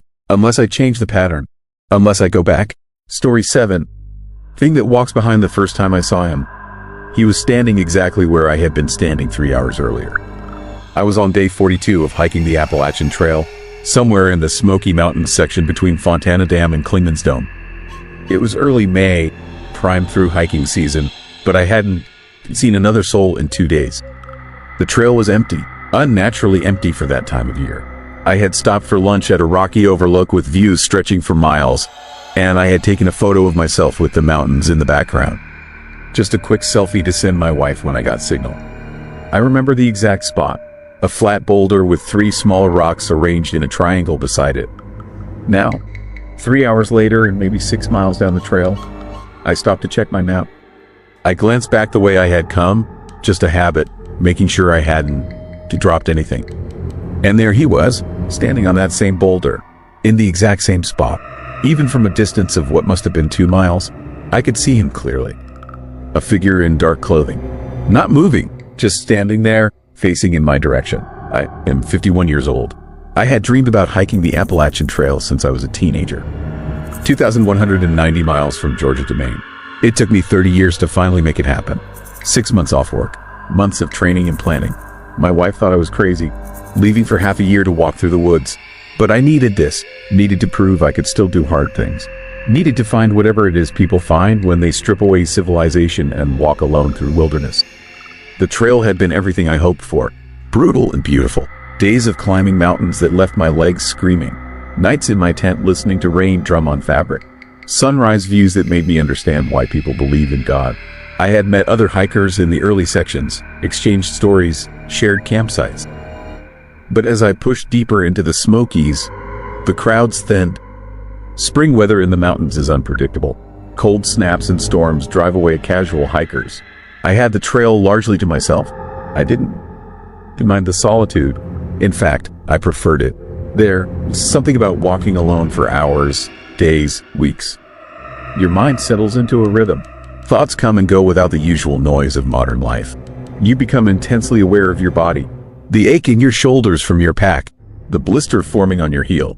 The hunger that is always there, gnawing, never quite satisfied no matter how much you eat. You also become aware of the forest. Really aware. The sounds, the smells, the way light filters through leaves, the feeling of being watched. That last part started around day 35. A sensation that something was observing me. I would be hiking along, lost in thought, and suddenly my neck would prickle. I would turn around quickly, expecting to catch a deer or bear moving in the underbrush. Nothing, just empty trail and silent trees. It happened maybe a dozen times. Always the same. That sudden certainty that eyes were on me. That immediate spike of adrenaline. Then nothing. I told myself it was paranoia. Solo hikers often report feeling watched. It is a survival instinct. Your brain trying to keep you alert when you alone and vulnerable.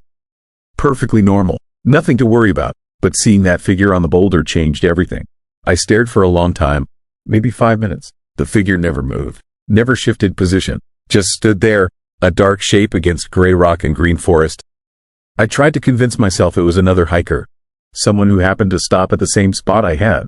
Except I knew, with absolute certainty, that no one had been behind me. I had been checking my back trail regularly. The last shelter I passed was 15 miles ago. No way someone could have covered that distance and caught up without me hearing them. The trail was rocky and loud. Every footstep echoed. I kept hiking. What else could I do? My planned campsite was another 4 miles ahead. A designated spot near a stream with a bare cable for hanging food. I needed water. Needed to stop before dark. The figure was behind me. I was moving forward. Distance would solve the problem. Except it didn't. An hour later, I reached a section of trail that switchbacked up a steep ridge. The path zigzagged back and forth, gaining elevation quickly. From certain points on the switchbacks, you could look down and see lower sections of trail. I was maybe halfway up when I stopped to catch my breath. I looked down, and there he was again, on a lower switchback, maybe a quarter mile below me. Same dark clothing, same perfectly still posture. He was closer now, much closer, and he was definitely keeping pace with me. My heart started hammering. I wanted to call out, ask who he was, why he was following me, but something stopped me, some instinct deeper than logic. I remembered stories other hikers had told me, stories about the Appalachian Trail that get shared in hushed voices around campfires, stories about people who went missing, about hikers who were never found, about things in the woods that aren't quite right. The most famous story involves a figure called the Phantom Hiker. Different versions exist, but the core details are consistent. People report seeing a man in outdated hiking gear, 70s era equipment, heavy canvas pack, leather boots. He appears behind solo hikers, follows them for miles, never speaks, never gets closer, never falls behind, just maintains a constant distance. Some hikers say they turned around to confront him and he vanishes. Others report that he disappears at sunset. A few claim he follows them all the way to a shelter, then fades into the trees the moment they step inside. Most people assume it's an urban legend, a story to spook newbies. But enough hikers have reported similar experiences that it has become part of trail culture. There are forum threads discussing it, blog posts analyzing sightings. Some people think it is a ghost. Others suggest it's someone playing an elaborate prank. A few researchers have proposed it as a shared hallucination brought on by isolation and exhaustion. I had read those stories during my planning phase, dismissed them as entertainment. Now, standing on that switchback with a figure following me through the mountains, those stories felt a lot less fictional. I started moving faster, pushing my pace beyond what was smart or sustainable. My pack bounced against my back. My hiking poles clicked frantically against rocks. I didn't care about conserving energy or protecting my knees. I just needed to reach the campsite, needed to reach other people, needed to stop being alone on this trail. The campsite was empty when I arrived. No other tents, no hikers, just a cleared area near a rushing stream and a metal cable strung between two trees for hanging food bags. The sun was setting. Long shadows stretched across the ground. I set up my tent in record time. Got my bear bag hung, filtered water from the stream. Normal camping tasks that felt surreal given my pounding heart and shaking hands. I kept watching the trail, kept expecting that figure to emerge from the trees. He didn't come.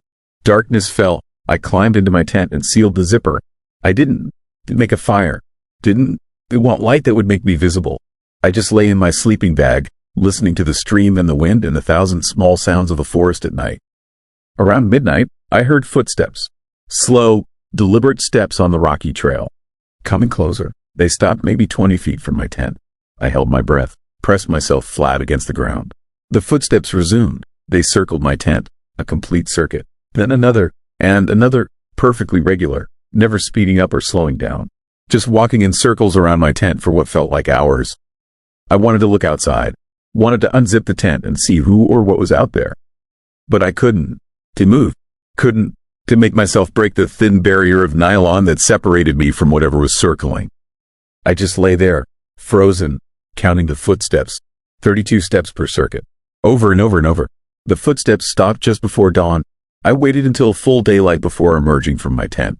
The campsite looked normal. Peaceful morning light filtering through trees. Birds singing. The stream babbling over rocks. I searched the ground around my tent for footprints. The soil was soft. Should have shown clear tracks. There was nothing. Not a single mark. I packed up and started hiking. Fast. I covered 26 miles that day. Nearly twice my normal distance. My body screamed in protest. Blisters formed and popped and formed again. My shoulders went numb under the pack straps. I didn't care. I needed to reach a shelter. Needed to find other people. Needed to stop being alone. The shelter at Derrick Knob was occupied when I arrived just after sunset. 4 other hikers. The first humans I had seen in days. I nearly cried with relief. They were cooking dinner, sharing stories, laughing. Normal, safe, human. I joined them, told them I had been hiking alone for a while. They nodded, said the trail had been empty. Weird for May, usually packed this time of year. I wanted to tell them about the figure, about the footsteps circling my tent, but I couldn't make the words come out. It sounded insane even in my own head. What would I say? I saw someone on the trail behind me? I heard footsteps at night. Those were normal occurrences, meaningless. They would think I was losing it. And maybe I was. Maybe isolation and exhaustion had cracked something in my brain. That night in the shelter, surrounded by other hikers, I slept deeply for the first time in days. No footsteps, no circling, just the normal sounds of people breathing and shifting in their sleeping bags. I woke feeling almost normal, convinced myself the previous days had been some kind of breakdown, stress and solitude playing tricks. I left the shelter early, before the others woke. Back on the trail, back to the rhythm of walking. The morning was clear and cool. Perfect hiking weather. I fell into my usual pace, let my mind drift, started to relax. Then, around noon, I stopped at another overlook to rest. I took a drink from my water bottle, looked back the way I had come, and there he was, standing on the trail maybe a mile back. That same figure, same dark clothing, same impossible stillness. But he was closer, much closer than before, and I could see details now. He was tall, well over 6 feet. His proportions seemed wrong somehow. Arms too long, legs too thin, and his face, even from a mile away, I could tell something was wrong with his face. It was too pale, too smooth, like a mannequin or a mask. That is when I understood. This wasn't the ghost, wasn't the person, wasn't anything that belonged in this world. It was something else, something that had locked onto me days ago, something that was slowly, patiently, inevitably closing the distance between us. I ran, abandoned my careful pace and just ran. My pack felt like it weighed 1,000 pounds. My lungs burned. My legs turned to rubber. I ran until I collapsed. Then I got up and ran some more. I didn't stop until I reached the parking lot at Newfound Gap. Tourists everywhere. Cars and RVs and families taking photos. Civilization. I hitched a ride to Gatlinburg. Caught a bus home. I never finished the trail. Never made it to Maine. My wife asked what happened. Why I quit. I told her I got injured. Needed to come home early. She believed me because she wanted to believe me. But sometimes, late at night, I still hear them. Those footsteps. 32 steps in a circle. And I know, with absolute certainty, that thing is still looking for me. Still walking. Still closing the distance. It found me once in those mountains. Marked me somehow. And one day, it will find me again. The Appalachian Trail is still there. Still drawing hikers from around the world. Most of them complete their through hike without incident. They see beautiful views and make lifelong friends and have the adventure of a lifetime. But some of them, a few, encounter something else in those woods. Something that walks behind them. Something that never stops following.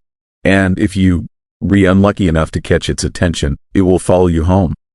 If something started following you on a remote hiking trail and got closer every time you looked back, would you keep hiking or abandon the trail immediately? Write your answer in the comments. Story 8. Fall from Seneca Rocks. I felt them push me off that cliff 3 weeks ago, and I'm still trying to understand why. I don't know why I have to tell you about it. The hands on my back were ice cold. The voices in my ears were speaking a language I never heard, and the fall should have killed me. But here I am, and what I experienced up on Seneca Rocks has left me questioning everything I thought I knew about death, love, and the places where tragedy leaves permanent scars on the land. My name is Marcus Webb, and I am a cell tower technician from Charleston, West Virginia. I climb for a living, spent 15 years scaling towers from Virginia to Kentucky, completely comfortable 300 feet in the air with nothing but a safety harness between me and the ground. Heights have never scared me. At least, they didn't until I went to Seneca Rocks. The job was straightforward. A telecom company needed signal boosters installed near the summit to improve coverage for the small towns scattered through the valleys. Seneca Rocks is a landmark in West Virginia, a massive fin of Tuscarora sandstone that rises 900 feet straight up from the valley floor, narrow and imposing, like a giant knife blade thrust into the earth. Rock climbers come from all over the country to scale it. I was supposed to hike up the back trail, do the installation, and be done by sunset. I arrived on October 23rd, a Thursday, with storm clouds building over the Alleghenies. The ranger station was closed for the season, just a locked building with faded information boards outside. One of them told the story of Seneca Rocks, most famous legend. According to Seneca tribe oral history, 2 young people from warring tribes fell in love and used to meet secretly at the summit. When their families discovered the relationship, they forbade it, and rather than live apart, the lovers held hands and jumped from the highest point, choosing death together over separation. The sign said that hikers and climbers sometimes report strange phenomena near the summit. Sudden temperature drops, feelings of overwhelming sadness, the sensation of being watched. Some people claim to see 2 figures standing at the edge, holding hands, visible for just a moment before vanishing. The Ranger Service attributed these reports to suggestion and the emotional power of the legend. I read the sign, thought it was a nice story, and started up the trail. The hike took about 90 minutes. The path switched back through dense forest, past rock formations that jutted from the hillside like broken teeth. As I climbed higher, the wind picked up, carrying the smell of coming rain. The trees thinned out near the top, replaced by scrub brush and exposed rock. By the time I reached the final approach to the summit, the sky had turned the color of old bruises. I stepped out onto the observation platform at 3 in the afternoon. The view was breathtaking, despite the threatening weather. The valley spread out below me in shades of gold and rust, the Seneca Creek winding through it like a silver thread. The rock formation itself was even more impressive from up close, a narrow ridge of stone barely 20 feet wide in places, with sheer drops on both sides. The wind howled across it, strong enough that I had to lean into it to keep my balance. That's when I felt it for the first time, a wave of sadness so intense it nearly dropped me to my knees. It came out of nowhere, this crushing weight of grief and loss, as if someone had just told me everyone I ever loved was dead. My eyes filled with tears, my chest tightened until I couldn't breathe properly. I stood there gasping, trying to understand what was happening to me, and then just as suddenly as it had come, the feeling passed. I am not an emotional person. I've been divorced for 5 years, barely spoke to my kids, spent most of my time alone. I hadn't cried since my father's funeral in 2008. But whatever I just felt, it wasn't coming from inside me. It was coming from the rock itself, from the air, from the very space I was occupying. Something had happened here, something so powerful that it had left an imprint, and I just walked right into it. I should have left then. Should have packed up my gear, hiked back down, and told the company to send someone else. But I had a job to do, and the rational part of my brain was already explaining away what I felt. Low blood sugar, maybe. Altitude affecting me more than usual. Stress from the divorce settlement that was still dragging through the courts. I convinced myself it was nothing and got to work. The installation site was about 50 yards along the ridge from the main observation platform, accessible only by a narrow trail that required some basic scrambling. I worked quickly, drilling into the rock, mounting the equipment, running the cables. The wind kept getting stronger, and the first drops of rain started falling around 4. I was almost finished when I heard the sound. It was singing, a woman's voice, high and clear, carrying a melody that was beautiful and heartbreaking at the same time. The song had no words, just pure voice, rising and falling with the wind. I froze, listening, trying to figure out where it was coming from. It seemed to be all around me, echoing off the rock faces, impossible to locate. Then a second voice joined it, deeper, male, harmonizing with the first in a way that made my skin prickle. I turned slowly, scanning the ridge. There was no one there. The summit was empty except for me. The nearest other people would be miles away in the valley. But the singing continued, growing louder, more urgent, and now I could feel that sadness again, building like pressure behind my eyes. The voices weren't singing anymore. They were calling, reaching out, trying to communicate something I couldn't to quite understand. That is when I saw them. 2 figures standing at the edge of the cliff about 30 feet away, right where the legend said the lovers had jumped. They were translucent, like heat shimmer made solid, barely distinguishable from the air around them. One was wearing what looked like deerskin clothing. The other wore a long dress that moved in a wind I couldn't feel. They were holding hands, facing each other, and even though I couldn't see their faces clearly, I could sense the intensity of emotion between them. My hands were shaking as I fumbled for my phone. I needed to document this, needed proof that I wasn't losing my mind. But when I raised the camera, the figures flickered and vanished like smoke. The singing stopped. The sadness lifted. I was alone again on the ridge with the wind and the approaching storm.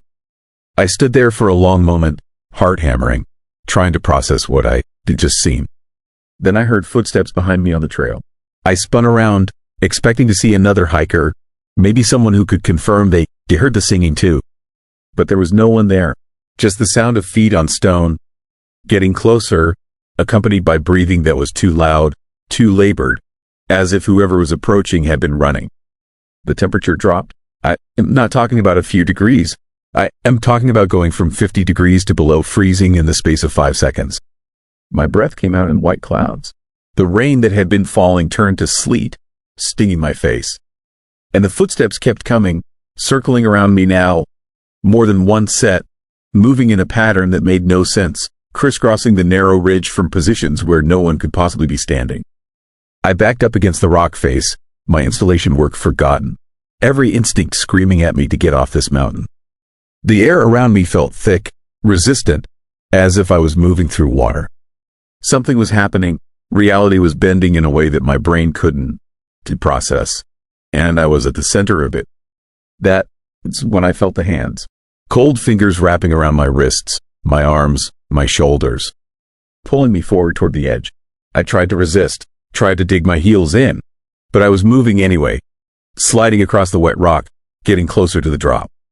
I could see over the edge now, see the valley floor 900 feet below, and I knew with absolute certainty that I was about to die. The voices came back, both of them speaking directly into my ears now, words I couldn't understand in a language that sounded like water flowing over stones. The hands kept pulling, and I realized they weren't trying to push me off the cliff. They were trying to pull me with them, trying to make me jump, the way they had jumped, together, choosing the fall over separation. They wanted company. They wanted someone to understand what they'd done, to feel what they felt, to make the same choice. I fought against them with everything I had, screaming into the wind, twisting my body, trying to break free of those invisible grips. But I kept moving forward, inch by inch, until my toes were at the very edge and there was nothing but air in front of me. The voices rose to a crescendo, no longer singing but wailing, a sound of such pure anguish that it cut through me like a blade. And then I felt something else, a different presence, older and angrier than the lovers. It came rushing up from below, from the valley, a force that hit me like a physical blow. The cold hands released me instantly, and I stumbled backward, falling hard onto the rock. The temperature normalized. The voices cut off mid-wail, and in that moment of sudden silence, I understood what had just happened. The lovers weren't alone up here. The families that had forbidden their relationship, the tribal members who had driven them to jump, they were here too. Trapped in the same cycle, eternally opposing the love they tried to destroy. The mountain had become a prison for all of them, locked in the same moment of tragedy, replaying it over and over with anyone unlucky enough to get caught in the middle. I scrambled to my feet and ran. My equipment, my tools, everything stayed behind as I sprinted down that trail faster than I ever moved in my life. I could feel them following, could sense the air behind me churning with presences both loving and hateful, locked in their eternal conflict. Rocks crumbled under my feet, branches whipped my face. I didn't slow down until I reached my truck in the parking lot, threw my gear in the back, and drove away with my hands shaking so badly I could barely grip the wheel. I filed a report saying the weather made the installation impossible. The company sent someone else a week later. That technician made it about halfway up before turning around, claiming the place gave him a bad feeling. They've tried 3 more times since then. No one could complete the work. The equipment I left up there is still sitting on that ridge, and as far as I know, nobody has been able to reach it. But here is the thing that keeps me up at night. I've been researching the legend, digging through historical records and tribal histories. The story about the 2 lovers is real. It happened in 1746. What the tourist sign's done to tell you is that after the couple jumped, their families engaged in a blood feud that lasted 3 generations. Dozens of people died. The violence only ended when both tribes were forced off their land by white settlers. And I found something else. There is a pattern of deaths at Seneca Rocks that goes beyond normal climbing accidents. Every few years, someone falls under circumstances that don't quite make sense. Experienced climbers who knew better. People who lost their grip on easy sections. Hikers who wandered too close to the edge. The official reports call them accidents or suicides. But they read the witness statements, the ones that don't make it into the final reports. People talk about hearing singing, about feeling overwhelming sadness, about seeing figures at the edge. Last week, I drove back to Seneca Rocks.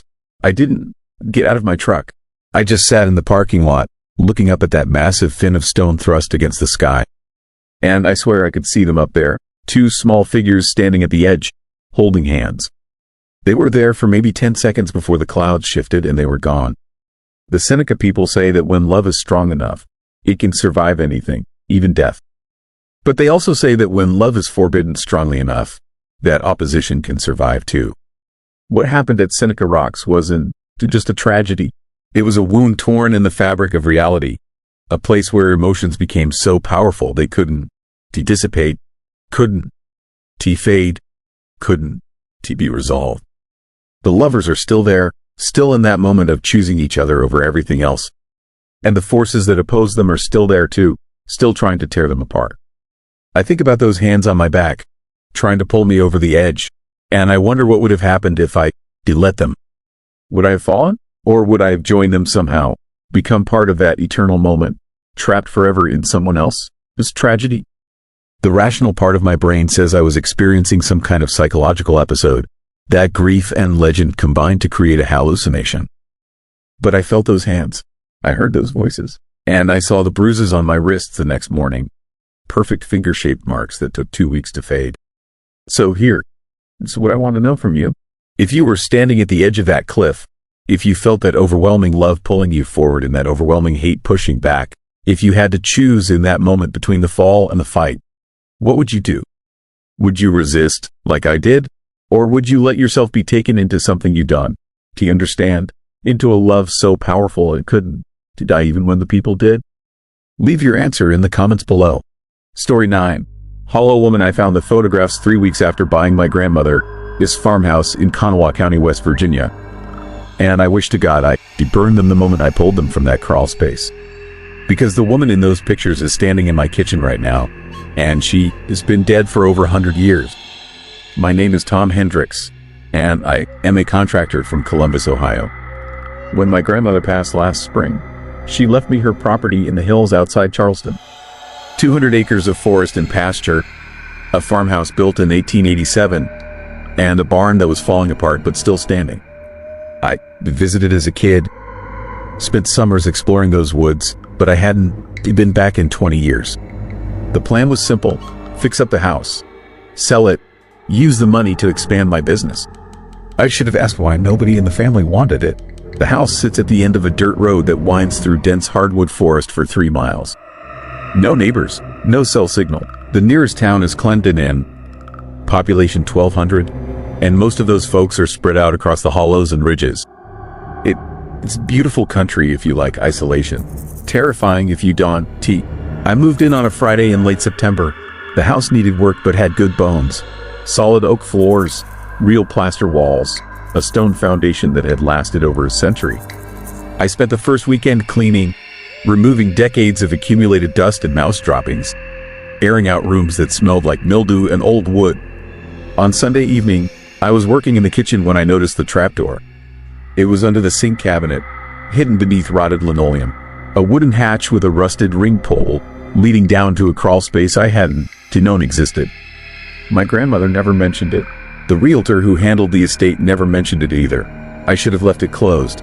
The crawl space was maybe 4 feet deep, just dirt and stone foundation. But in the corner, wrapped in oilcloth and tied with twine, I found a metal box. The kind people used to keep important documents in, back before fireproof safes. The lock was broken, and inside were photographs, dozens of them, all showing the same woman. She was maybe 30 in the pictures, with dark hair pulled back severe and tight, wearing the kind of plain black dress you see in pictures from the early 1900s. But her face is what got me. She wasn't smiling in any of the photos. She was staring at the camera with an expression I can only describe as knowing, like she could see through the lens and into the future, see me looking at her a century later. Most of the photos showed her standing alone in various locations around the property. In front of the barn, beside the old well, at the edge of the forest. But a few photos were different. They showed dead animals, cows lying in the pasture with their legs twisted at wrong angles, chickens scattered around the yard with their necks broken, a dog hanging from the barn rafters, and in the background of every photo with dead animals, barely visible in the shadows, was the woman. Watching. Underneath the photographs was a journal, handwritten in fading ink, dated 1923. The entries were written by someone named Samuel Hendricks, my great-great-grandfather. I heard stories about him, how he'd been a hard man, how he worked this land until it killed him. But I never heard what the journal contained. Samuel wrote about the woman. Her name was Mercy Blackwood, and she lived alone in a cabin about 2 miles into the woods. The locals called her a witch. They blamed her for everything that went wrong. Crops failing, livestock dying, children getting sick with fevers that wouldn't break. Samuel didn't believe in witchcraft. He wrote that clearly. But he believed something was wrong with Mercy Blackwood. He documented incidents. In March of 1923, 5 of his cows died in a single night. No marks on them, no signs of disease, just dead. The next morning, he found tracks leading from his barn into the forest. Bare footprints, a woman's footprints. He followed them to Mercy, his cabin, and confronted her. She told him the land was angry, that the Hendricks family had taken something that didn't belong to them, and the land was taking it back, piece by piece. She told him more would die, that the dying wouldn't stop until the debt was paid. Over the next 6 months, Samuel lost 30 head of cattle, all his chickens, 2 horses, and his favorite hunting dog. His crops failed despite good weather. His wife developed a cough that wouldn't go away. His children started having nightmares, waking up screaming about a woman standing at the foot of their beds. The final entry in the journal was dated October 31st, 1923. Samuel wrote that he and 5 other men from the area had decided to deal with Mercy Blackwood. They were going to her cabin that night to make her leave, to force her off the mountain if necessary. He wrote that they had no choice, that the witch was killing them slowly and they had to stop her. The entry ended there. No description of what happened. No follow-up. Just blank pages after that final date. I researched Mercy Blackwood that night, using the farmhouse's ancient desktop computer that picked up a weak Wi-Fi signal from God knows where. I found a newspaper article from the Charleston Gazette, dated November 3, 1923. The article reported that a woman named Mercy Blackwood had been found dead in her cabin. Cause of death unknown. No suspects. The article mentioned she was a recluse who locals believed practiced witchcraft, and that she had been blamed for various misfortunes in the area. The case was never solved. Mercy Blackwood was buried in an unmarked grave somewhere on the mountain, and the story faded into local legend. Just another piece of Appalachian folklore about witches and curses and old mountain justice. Except I knew what really happened. Samuel and those 5 men murdered her, and judging by the fact that he never wrote about it afterward, they probably did something terrible enough that he couldn't bear to document it. I should have left the property right then. Should have driven back to Columbus and put the farmhouse up for sale without ever spending another night there. but I convinced myself it was just old history, tragedy from a century ago that had nothing to do with me. I was wrong. That first night after finding the journal, I heard footsteps on the porch. Slow, measured steps, like someone pacing back and forth. I grabbed my flashlight and checked every window. Nothing, just darkness and the sound of wind through the trees. But when I went outside, I found bare footprints in the dust on the porch. A woman's footprints, leading from the steps to the front door, then stopping. I told myself it was from earlier, from the realtor or someone who bid by before I moved in. But the footprints were fresh. I could see where the dust had been disturbed, particles still settling. The next morning, I found 3 dead crows on my front steps. Their necks broken, arranged in a triangle pattern. I'm not superstitious, but I know symbolism when I see it. 3 deaths. A warning. Over the next week, things escalated. I'd wake up at 3 in the morning to the sound of someone walking through the house. I'd search every room with my flashlight and find nothing, but I could hear the footsteps moving from room to room, always staying just ahead of me. I started finding objects move, photographs turned face down, doors I locked standing open. The box from the crawl space sitting on the kitchen table when I knew I left it in my truck. The worst was the scratching. Every night, something scratched at my bedroom door. Not clawing, but deliberate. Rhythmic, like someone dragging their fingernails across the wood in a pattern. I recorded it one night, played it back, and realized it was Morse code. The same message over and over, pay the debt. I talked to people in Clendon and asked about the Hendricks property, about Mercy Blackwood, about any local legends I should know. Most people clammed up when I mentioned the name, but an old-timer at the hardware store, a guy named Earl who had to be pushing 90, finally told me the truth.